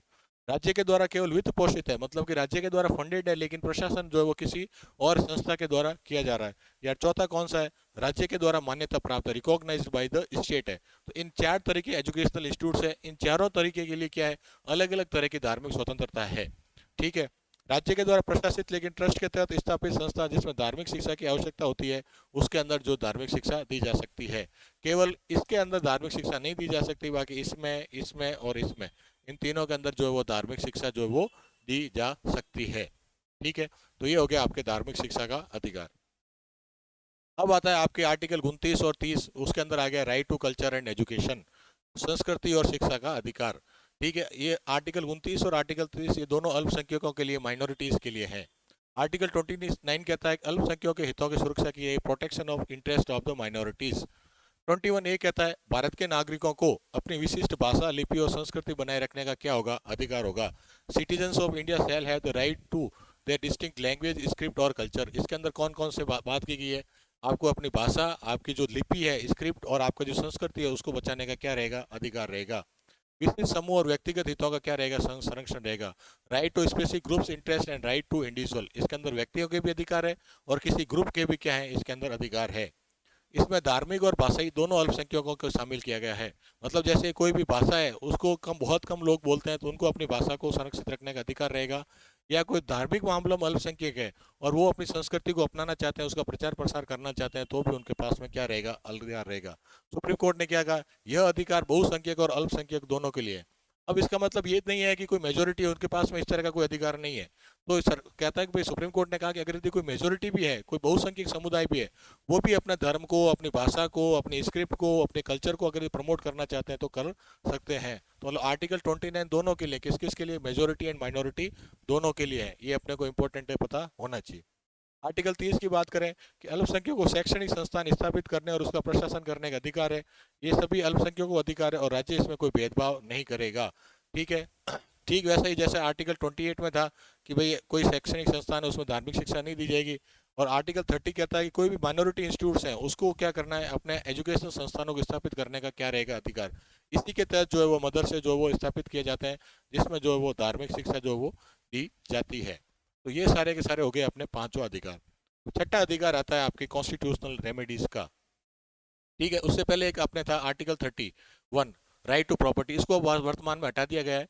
ठीक है, आर्टिकल 31 में क्या था, संपत्ति का अधिकार। यह एक मौलिक अधिकार था जिसका उल्लेख 19(1)(f) और अनुच्छेद 31 में किया गया था। फिर 44वां संविधान संशोधन होता है, इसे समाप्त कर दिया गया और अनुच्छेद 19(1)(a)(f) और 31 को क्या कर दिया गया, निरस्त कर दिया गया। अब वर्तमान में भाग 12 के 3 मतलब के अनुच्छेद 300 में इसको जोड़ा गया और ये कैसा हो गया, एक लीगल राइट जो है वो बन गया है। पहले तो ये फंडामेंटल राइट था। तो बेसिकली फंडामेंटल राइट होने की वजह से क्या हुआ कि भारत में सबसे पहले जैसे ही भारत आज़ाद हुआ तो देखा गया कि जो प्रॉपर्टी है वो बहुत ही कम लोगों के पास में है। तो जो प्रिंसली स्टेट्स है वहां पर क्या होता था कि एक रियासत है तो उसके पूरी रियासत की जमीन का मालिक राजा है। कोई सामंत है, कोई छोटा सा कोई ठिकाना है तो उसमें देखा जाए कि कोई सामंत है उस पूरे ठिकाने की जमीन का मालिक है। मतलब आम जनता और किसानों के पास जमीन थी ही नहीं। ठीक है, तो ऐसी स्थिति में पहला संविधान संशोधन करके प्रॉपर्टी का जो अधिकार है इसको निरस्त किया गया था। ठीक है भाई, सरकार चाहेगी तो क्या करेगी, आपकी प्रॉपर्टी को क्या कर सकती है, जब्त कर सकती है। तो उसके बाद में जो अपने लैंड सीलिंग एक्ट है, भू राजस्व अधिनियम है, वो पारित किए गए थे। ठीक है, और जो लोग किसानों हैं, जो व्यक्ति खेती करता है उसके नाम पर जमीन का जो है वो आवंटन किया गया था। तो जो आर्टिकल 31 है अब वो अपने कॉन्स्टिट्यूशन से हटा दिया गया है और अब किसी भी तरह का राइट टू प्रॉपर्टी अब अपना फंडामेंटल राइट है नहीं। अब आता है आर्टिकल 32 यानी कि 6 कॉन्स्टिट्यूशन राइट, संवैधानिक उपचारों का अधिकार, राइट टू कॉन्स्टिट्यूशनल रेमेडीज। मौलिक अधिकारों परिवर्तन के लिए सर्वोच्च न्यायालय में जाने का अधिकार है, मतलब right to move to supreme court for the enforcement of the fundamental rights. मतलब कि अगर यदि आपके फंडामेंटल राइट्स का उल्लंघन हो रहा है, फंडामेंटल राइट्स आपको मिल नहीं रहे हैं, तो आप सीधे कहाँ जा सकते हैं, सुप्रीम कोर्ट के अंदर जा सकते हैं। और सुप्रीम कोर्ट में जाना भी क्या है, आपका एक फंडामेंटल राइट है। Supreme court shall have powers to issue order writs by the enforcement of fundamental rights. मूल अधिकारों के प्रवर्तन के लिए सर्वोच्च न्यायालय के पास आदेश या रीट जारी करने की क्या होगी, शक्ति होगी। संसद किसी अन्य न्यायालय को भी इसको आदेश या रीट जारी करने का क्या दे सकती है, अधिकार दे सकती है। राष्ट्रीय आपातकाल को छोड़ अनुच्छेद 32 को निलंबित नहीं किया जाएगा। अनुच्छेद 32 के तहत मौलिक अधिकारों को ही प्रवर्तित किया जा सकता है। किसी भी तरह का लीगल राइट्स है या फिर कोई दूसरा मौलिक अधिकार है, सॉरी संवैधानिक अधिकार है, तो वो अनुच्छेद 32 के तहत प्रवर्तित नहीं होगा। क्योंकि फंडामेंटल राइट्स का वायलेशन, ये फंडामेंटल राइट्स वो राइट्स हैं जो बहुत ही कह सकते हैं एसेंशियल है एक व्यक्ति के जीवन जीने के लिए, गरिमामय जीवन जीने के लिए। अगर यदि इन्हीं का वायलेशन होता है, इन्हीं का उल्लंघन होता है, तो व्यक्ति कहाँ जा सकता है, सीधा सुप्रीम कोर्ट में जा सकता है। और सुप्रीम कोर्ट का क्योंकि मौलिक अधिकार है तो इसके तहत उसको सुप्रीम कोर्ट के लिए सुनना भी क्या रह जाएगा, बाध्यकारी रहेगा। ठीक है, अब इसके तहत क्या होगा, सुप्रीम कोर्ट जो 5 तरह की क्या करता है, रिट्स जारी करता है। कितने टाइप्स की करता है, 5 तरह की। उसमें सबसे पहले क्या है, बंदी प्रत्यक्षीकरण कह दो या फिर आपकी हो गई हबीस कॉर्पस। पहली कौन सी हो गई, हबीस कॉर्पस। सुप्रीम कोर्ट कितने टाइप के रिट्स जारी कर सकता है, 5 टाइप के रिट्स। अगर यदि किसी के मूल अधिकारों का उल्लंघन होता है और वह व्यक्ति सुप्रीम कोर्ट में जाता है कि भाई मेरे मूल अधिकारों का उल्लंघन हुआ है, आप मेरे मूल अधिकारों को एनफोर्स करो, प्रवर्तित करो, तो मूल सुप्रीम कोर्ट क्या करेगा, 5 तरह के रिट्स जो जारी कर सकता है। पहला कौन सा, बंदी प्रत्यक्षीकरण। इसका मतलब होता है किसी का शरीर रखना। मतलब अगर यदि किसी भी व्यक्ति को गिरफ्तार कर लिया गया है, मतलब उसको किडनैप कर लिया गया है, तो अगर यदि वो व्यक्ति या उसका कोई रिलेटिव सुप्रीम कोर्ट में जाता है तो सुप्रीम कोर्ट क्या करेगा, इस व्यक्ति को फौरन क्या किया जाए, रिहा किया जाए, अबीस कॉर्पस यानी कि इसको रिहा किया जाना चाहिए। अगर किसी ने किसी दूसरे व्यक्ति को क्या कर रखा है, गिरफ्तार जो डिटेन कर रखा है या अरेस्ट कर रखा है, किसके अगेंस्ट किया जा सकता है, कोई भी सार्वजनिक या निजी प्राधिकरण है, मतलब सरकार या कोई भी गवर्नमेंट हो, कोई भी अधिकारी हो, किसी प्राइवेट व्यक्ति ने किसी व्यक्ति को गिरफ्तार कर रखा है तो उसके खिलाफ भी यह रिट जो है वो जारी की जा सकती है। लेकिन किसके खिलाफ नहीं किया जा सकती, अगर यदि उसको लीगली अरेस्ट कर रखा है तो नहीं होगा। न्यायालय की अवमानना, कंटेम्प्ट ऑफ कोर्ट है तो नहीं होगा। संसदीय अवमानना मतलब कंटेम्प्ट ऑफ द आपके कह सकते हैं पार्लियामेंट है तो भी नहीं होगा। ठीक है, न्यायालय के द्वारा आदेशित है, मतलब कोर्ट ने कह दिया कि भाई इसको गिरफ्तार करो और न्यायालय के अधिकार क्षेत्र में ही नहीं है तो भी जो है उसको आप न्यायालय जो वो ऑर्डर देने से मना कर देगा। मतलब कि कोई व्यक्ति भारत का नागरिक नहीं है या भारत के नागरिक को कहीं और बाहर गिरफ्तार कर रखा है, जैसे कुलभूषण जाधव को कहाँ कर रखा है, पाकिस्तान में कर रखा है, तो सुप्रीम कोर्ट इस तरह का आदेश जारी नहीं कर सकता। बाकी सामान्य व्यक्तियों में अगर यदि किसी भी व्यक्ति को अवैध तरीके से हिरासत में ले रखा है, गिरफ्तार कर रखा है, डिटेन कर रखा है, किडनैप कर रखा है, तो सुप्रीम कोर्ट क्या करेगा कि अबिस कॉर्पस यानी कि बंदी प्रत्यक्षीकरण नामक रिट जो जारी करेगा कि उस व्यक्ति को क्या किया जाना चाहिए, फौरन छोड़ दिया जाना चाहिए। अगली रिट आती है परमादेश यानी कि मैंडामस। अगली क्या आती है? परमादेश यानी कि मैंडामस, टू कमांड। ठीक है, आधिकारिक कर्तव्यों का पालन करना। इसका अर्थ क्या होता है? आधिकारिक कर्तव्य, ये कार्रवाई करने का क्या देती है? निर्देश देती है।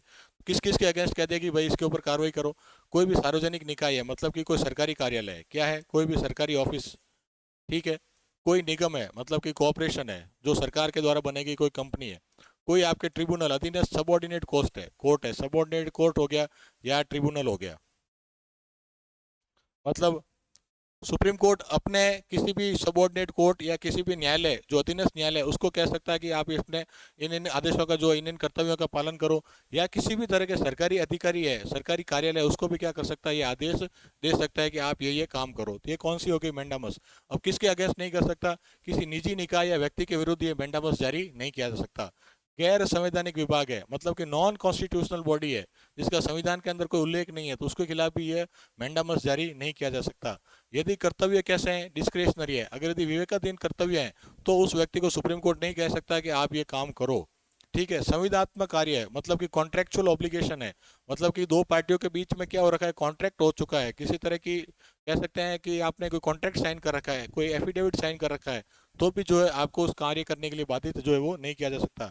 राष्ट्रपति और राज्य खिलाफ के खिलाफ नहीं डाल सकते, और हाईकोर्ट के चीफ जस्टिस है उनके खिलाफ भी मैंडामस को जारी नहीं किया जा सकता। लेकिन हाईकोर्ट के बाकी जजेस के अगेंस्ट जो मैंडामस जारी किया जा सकता है। तो ये सारे एक्सेप्शन अपने को पता होने चाहिए। तो मैंडामस किसके अगेंस्ट होता है? कोई भी सरकारी ऑफिस हो गया, कोई भी निगम हो गया, सबऑर्डिनेट कोर्ट्स हो गया, और ट्रिब्यूनल्स हैं उनके अगेंस्ट जो जारी किया जा सकता है। मैंडाबस के बाद में आता है प्रोबिशन। प्रोबिशन का मतलब होता है रोकना, टू फॉरबिड। निचली अदालत को अधिकार क्षेत्र से बाहर जाने से क्या किया जाता है? रोका जाता है। कार्रवाई वो रोकने का निर्देश दिया जाता है। यह केवल निवारक है, प्रिवेंटिव है, मतलब कि अगर यदि निचली अदालत कोई गलत काम करना चाह रही है, मतलब अपने अधिकार क्षेत्र से बाहर जा रही है, उसके जुरिस्डिक्शन वो नहीं है, उसके बावजूद भी वो काम कर रही है, तो सुप्रीम कोर्ट क्या कर सकता है? उसको प्रिवेंट कर सकता है।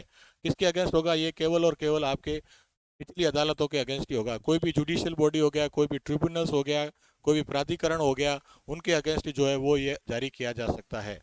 एक्सेप्शन कौन से? प्रशासनिक प्राधिकरण, विधायी निकाय और निजी व्यक्तियों के खिलाफ ये जारी नहीं हो सकता। मतलब किसी भी सरकारी कार्यालय के खिलाफ आपके जो है प्रोहिबिशन जारी नहीं होगा।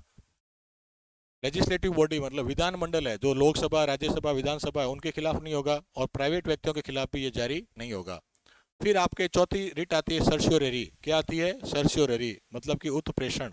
ये इसका मतलब होता है प्रमाणित किया जाना। लंबित मामलों को निचली अदालत में क्या किया जाता है? स्थानांतरित किया जाता है। कोई लोअर कोर्ट है, उसके पास में कोई लंबित मामला है, तो सुप्रीम कोर्ट क्या करेगा? अगर यदि किसी के मौलिक अधिकारों का उल्लंघन हो रहा है उस लंबित मामले से, तो अपने पास में क्या करेगा? मंगवा सकता है। यह निवारक और उपचारक दोनों है। ये तो ये है कि उसको प्रिवेंट करना है कि पहले से पता चल रहा है कि ये फलाना काम गलत करने जा रहा है, उसको रोक लिया, और इसके पास में, और ये क्या है? आपके प्रिवेंटिव भी है, और दूसरा कैसा है? क्यूरेटिव भी है, मतलब उसका उपचार भी कर रहा है। अगर यदि लोअर कोर्ट है, उसने किसी मामले को लंबित कर रखा है जिससे फंडामेंटल राइट्स का वायलेशन होता है, तो सुप्रीम कोर्ट अपने पास में लाकर के उस मामले का क्या करेगा? समय पूर्वक निस्तारण करेगा, ताकि क्या रहे? उसका उपचार हो, उसका क्योर हो। ठीक है। किसके खिलाफ होगा? ये प्राधिकरण, अधिकरण दोनों के खिलाफ ये हो सकता है। Against administrative authority, judicial authority, quasi judicial authority, और आपके ट्रिब्यूनल्स। देखो, प्राधिकरण तो होता है सरकारी कार्यालय। प्राधिकरण क्या होते हैं? सरकारी कार्यालय। ठीक है। जैसे जयपुर विकास प्राधिकरण, जोधपुर विकास प्राधिकरण, ये सारे सरकारी विकास। ठीक है। और अधिकरण, ट्रिब्यूनल्स होते हैं कोर्ट्स। भारत के संविधान में एक प्रावधान है ट्रिब्यूनल्स को लेकर के। ये विशेष अदालतें होती हैं जो किसी स्पेशल पर्पज के लिए स्थापित की जाती है। जैसे एनबीटी है, क्या हो गया? National NGT, national green tribunal. ये क्या करता है? आपके पर्यावरण से संबंधित मामलों को त्वरित सुनवाई के लिए ऐसे ट्रिब्यूनल्स की स्थापना की जाती है। ठीक है। तो ये होते तो कोर्ट्स ही हैं, लेकिन स्पेशल पर्पज होते हैं। तो एनजीटी है, उसके अंदर केवल और केवल आपके कह सकते हैं एनवायरमेंट से संबंधित मामले ही ले जा सकते हैं, और किसी से संबंधित मामले को उसमें नहीं ले जा सकते। ऐसे ही क्या हो गया? बहुत सारे तरीकों के स्पेशल कोर्ट्स बनते हैं मामलों के अनुसार, तो उनको क्या कहते हैं? ट्रिब्यूनल कहते हैं। ट्रिब्यूनल को हिंदी में कहा जाता है प्राधिकरण। क्या कहते हैं? प्राधिकरण। ठीक है। राष्ट्रीय हरित प्राधिकरण, नेशनल ग्रीन ट्रिब्यूनल का हिंदी में नाम क्या है? राष्ट्रीय हरित प्राधिकरण। तो आपके कोई भी आपके कह सकते हैं अथॉरिटी है यानी कार्यालय है, अधिकरण है या फिर कोई प्राधिकरण है, उसके अगेंस्ट क्या जारी किया जा सकता है? उत्प्रेषण। इसको भी किसके खिलाफ नहीं कर सकते? प्राइवेट व्यक्ति या फिर लेजिस्लेटिव बॉडीज है उसके अगेंस्ट इसको जो वो जारी नहीं किया जा सकता। और अंत में आपके अधिकार परीक्षा, मतलब किस अधिकार से? सार्वजनिक क्षेत्रागार की वैधता से जांच की जाती है कि मतलब अगर यदि किसी भी अधिकारी ने कोई ऐसा काम कर दिया है जिससे किसी के मौलिक अधिकारों का उल्लंघन हुआ है तो सुप्रीम कोर्ट पूछ सकता है कि भाई आपने कौन से अधिकार के तहत या कौन से नियम कानून के तहत आपके पास में ऐसी कौन सी पावर थी जिसके आधार पर आपने इसके मौलिक अधिकारों का उल्लंघन किया, वो पूछ सकता है। किसके खिलाफ हो सकता है? किसी भी सार्वजनिक कार्यालय पब्लिक ऑफिस के अगेंस्ट हो सकता है, लेकिन प्राइवेट ऑफिस या मंत्रित्व कार्यालय मतलब मिनिस्टर्स है उनके अगेंस्ट इसको जारी नहीं किया जा सकता। तो ये होगी टोटल 5 तरह की क्या रीट्स। कौन सी होगी? HMPCQ, Abish corpus, mandamus, probation, सर्चुररी and quo warranto.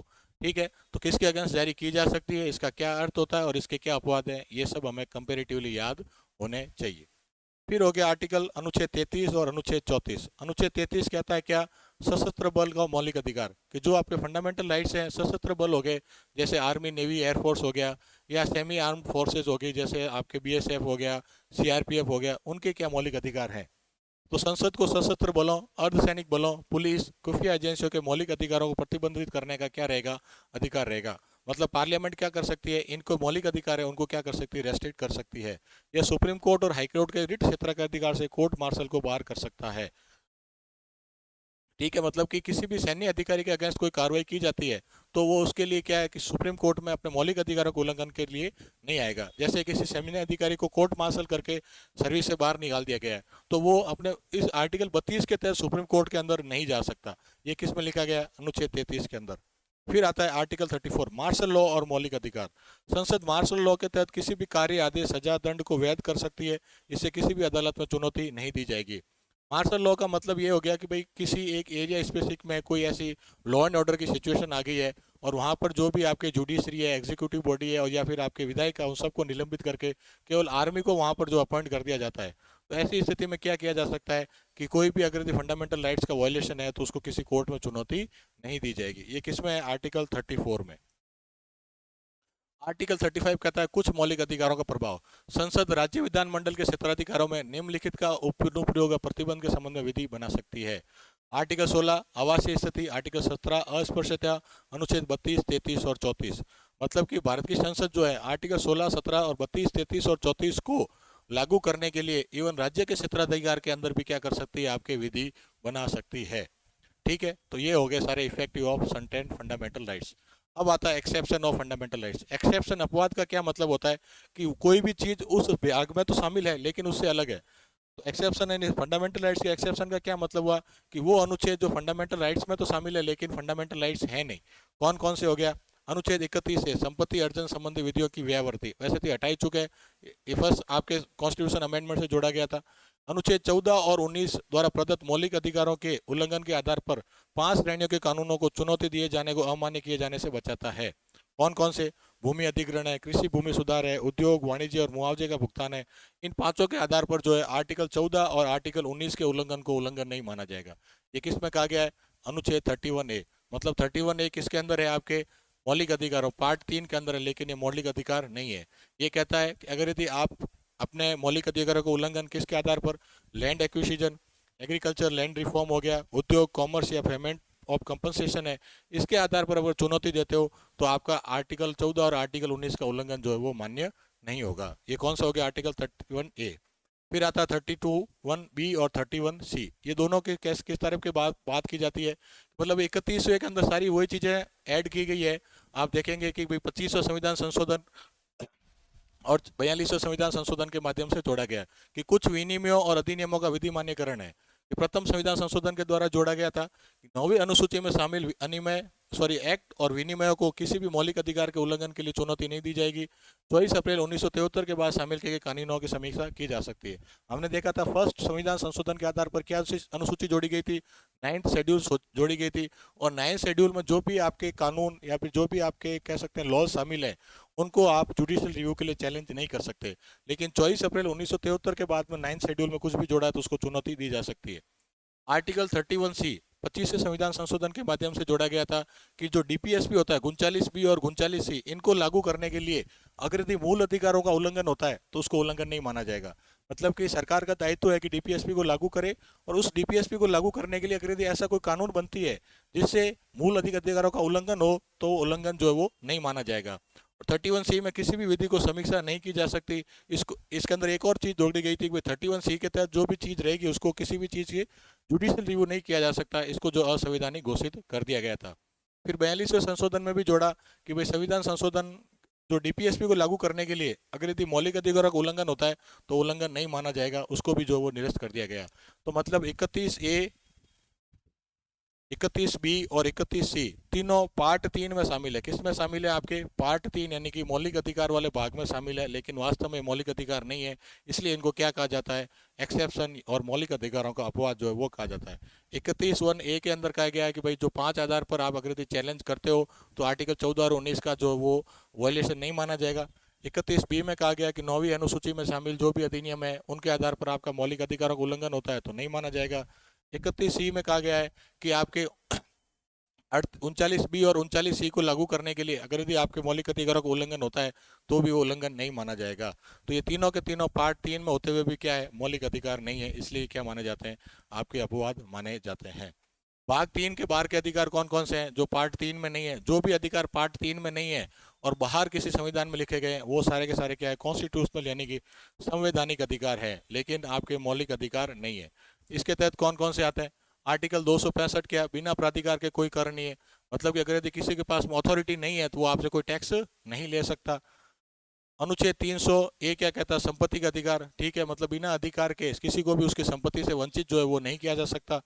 Article 301 कहता है पूरे भारत में मुक्त व्यापार करने का आपके पास में अधिकार है। आर्टिकल 226 कहता है आपके पास में क्या है? वोटिंग राइट्स है, आपको कोई वोटिंग राइट से नहीं रोक सकता। तो टोटल कितने आपके पास में ऐसे अधिकार हैं जो आपके किससे बाहर है?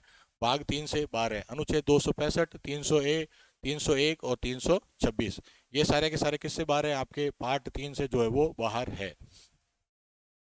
ठीक है, सिटीजनशिप प्लस नॉन सिटीजनशिप। अब ऐसे बहुत सारे फंडामेंटल राइट्स हैं जो कि केवल और केवल भारत के नागरिकों को प्राप्त है, प्लस ऐसे कुछ आपके कह सकते हैं कि जो मौलिक अधिकार है जो नागरिकों और गैर नागरिकों मतलब विदेशी व्यक्तियों को भी प्राप्त है।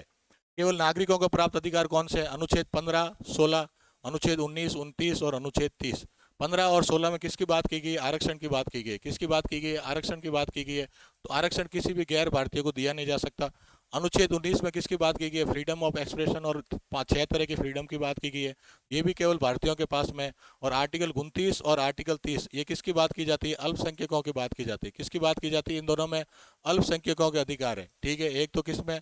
अल्पसंख्यकों की शिक्षा के अधिकार है, उसकी कल्चर और उसको प्रमोट करने का अधिकार है। तो ये भी क्या है? केवल और केवल भारत के नागरिकों के पास में, किसी भी विदेशी व्यक्ति के पास में ये अधिकार नहीं है।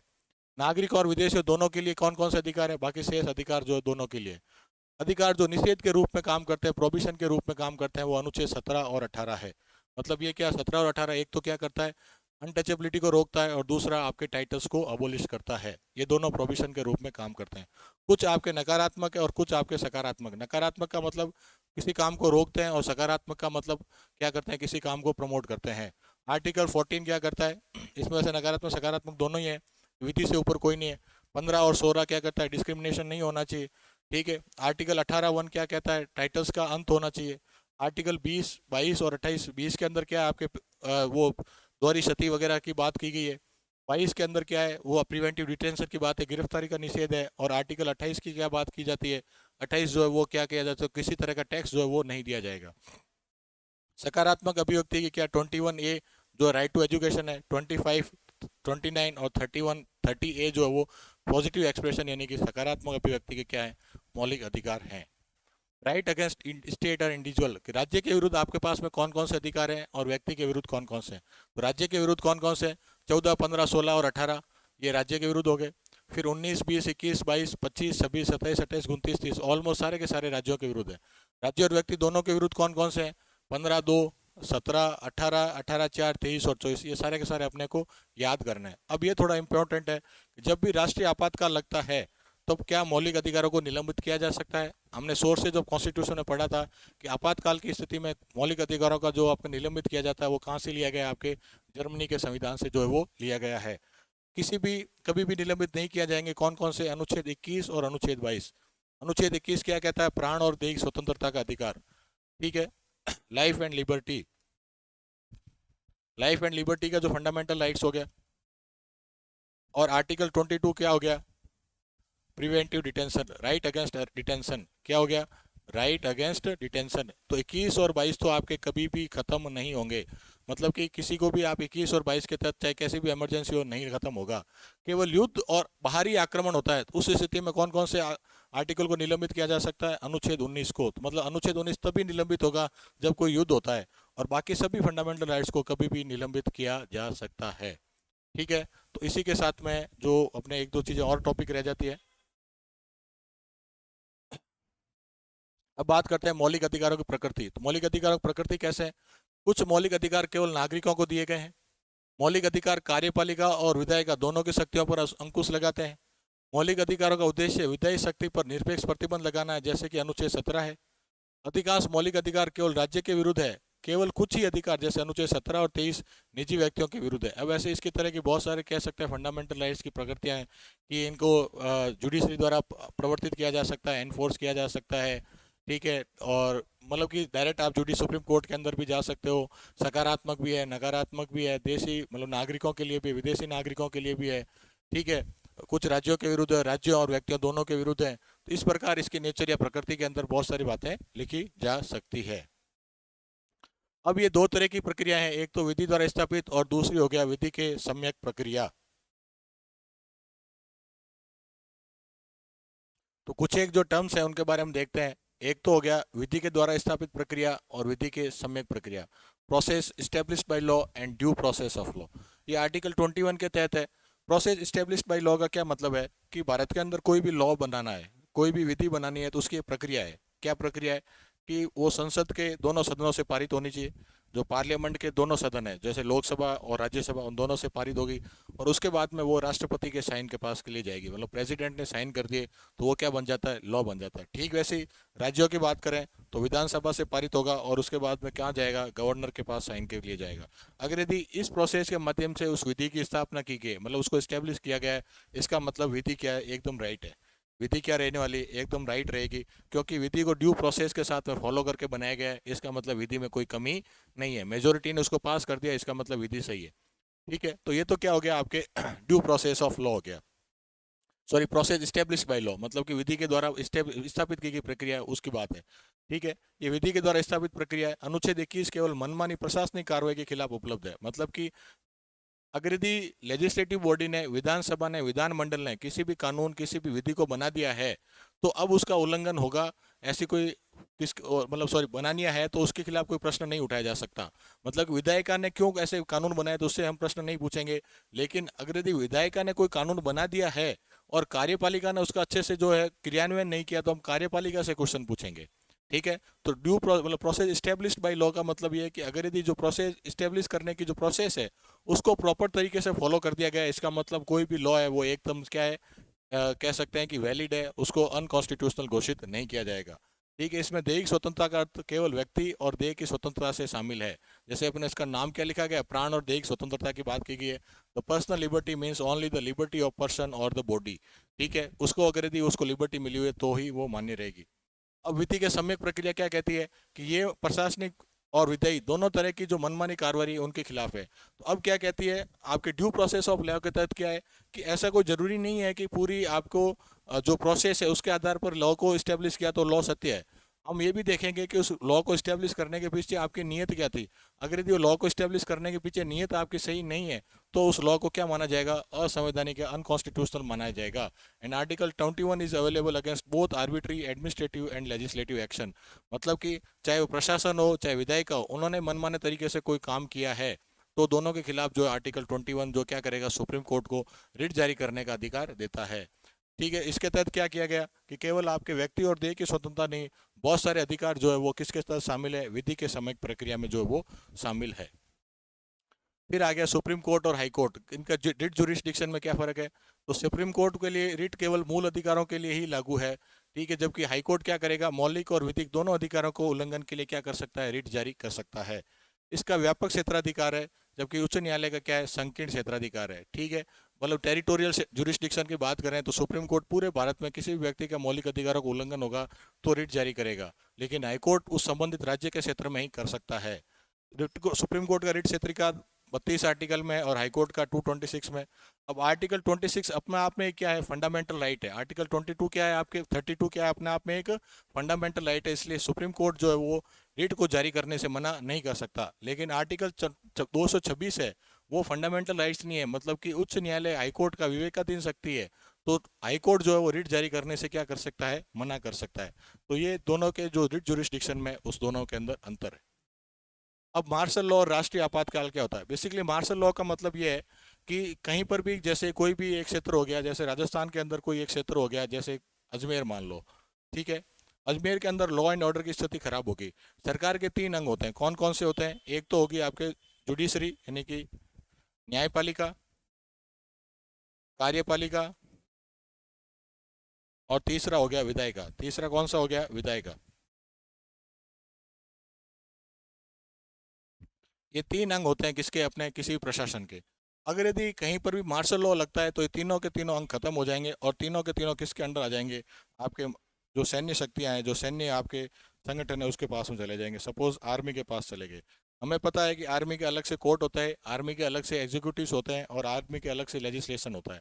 तो पूरा का पूरा प्रशासन किसके पास रहेगा? आर्मी के पास में रहेगा। लेकिन नेशनल इमरजेंसी में क्या रहेगा?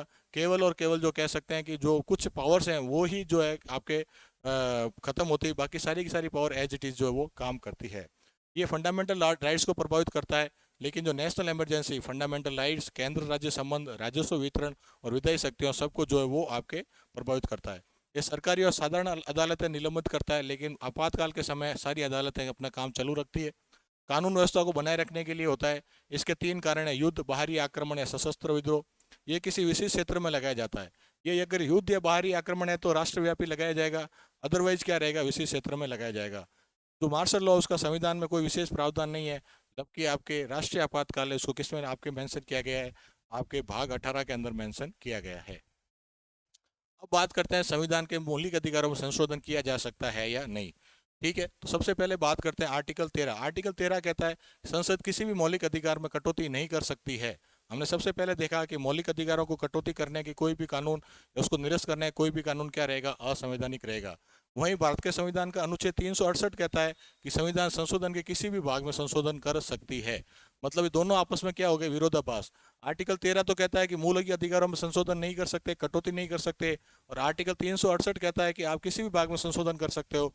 तो वास्तव में कौन से आर्टिकल को माना जाएगा सही? तो इसको लेकर के बहुत सारे कोर्ट केसेस हुए हैं, बहुत सारे संविधान संशोधन हुए हैं। तो इनकी एक हायरार्की है, उसको अपन एक बार से देख लेते हैं। सबसे पहले चंपाकरण दोराई राजन केस हुआ 1951 में। इसमें कहा गया था कि डीपीएसपी को लागू करने के लिए फंडामेंटल राइट्स में क्या किया जा सकता है? संशोधन किया जा सकता है। ठीक है, ये किसने कहा? सुप्रीम कोर्ट ने कहा। इसके तहत पहला संशोधन किया गया, राज्य महिलाओं, बच्चों आदि के कल्याण के लिए फंडामेंटल राइट्स में क्या कर सकती है? संशोधन जो है वो कर सकती है। फिर दूसरा केस आता है शंकर प्रसाद बनाम भारत सरकार केस। इसमें कहा गया कि अनुच्छेद 368 के तहत संसद की संविधान संशोधन की शक्ति में मौलिक अधिकारों में संशोधन करने की शक्ति भी शामिल है। मतलब कि 368 के तहत, क्योंकि संविधान कहता है कि कोई भी तरह का संशोधन कर सकती है संसद, इसका मतलब मौलिक अधिकारों में भी संशोधन कर सकती है। फिर होता है आपके चौथा संविधान संशोधन। इसमें संपत्ति के अधिग्रहण और निर्धारित मुआवजे की चुनौती जो वो नहीं दी जा सकती। जैसे हमने देखा था आर्टिकल 31, तो इसके अंदर अगर यदि संपत्ति का अधिग्रहण होता है और सरकार ने उस संपत्ति के लिए जो भी मुआवजा निर्धारित कर दिया है, तो उसको लेकर के आप सुप्रीम कोर्ट में जो चैलेंज नहीं कर सकते। ठीक है, मतलब इसको किस शेड्यूल में डाल दिया था? 9th शेड्यूल, 9th अनुसूची में डाल दिया गया था। तो इसके आधार पर चुनौती नहीं दी जा सकती। चौथे संशोधन से इसको जोड़ा गया। फिर आपके आ गया केरल शिक्षा मामला। इसमें पहला और चौथा संविधान संशोधन को क्या मान लिया गया? संवैधानिक। तो पहले और चौथे संविधान संशोधन को चुनौती दी गई थी, लेकिन सुप्रीम कोर्ट ने कहा कि ये दोनों संशोधन एकदम प्रॉपर हैं। फिर सज्जन सिंह बनाम राजस्थान सरकार केस होता है, उसके तहत भी सुप्रीम कोर्ट ने कहा फंडामेंटल राइट्स में संशोधन किया जा सकता है। फिर गोलकनाथ बनाम पंजाब सरकार केस हुआ 1967। इसमें कहा गया कि फंडामेंटल राइट्स में संशोधन नहीं किया जा सकता, लेकिन यह भविष्य के संशोधनों पर लागू होगा। तो पहली बार गोलकनाथ केस में सुप्रीम कोर्ट ने कहा कि आप फंडामेंटल राइट्स में संशोधन नहीं कर सकते, लेकिन अब तक तो करते वो ठीक है, अब जो ये फैसला वो आगे के संशोधनों के लिए लागू होगा। उसके बाद में 24वां और 25वां और 26वां जो वो 3 संशोधन किए गए। 24वें में क्या किया गया?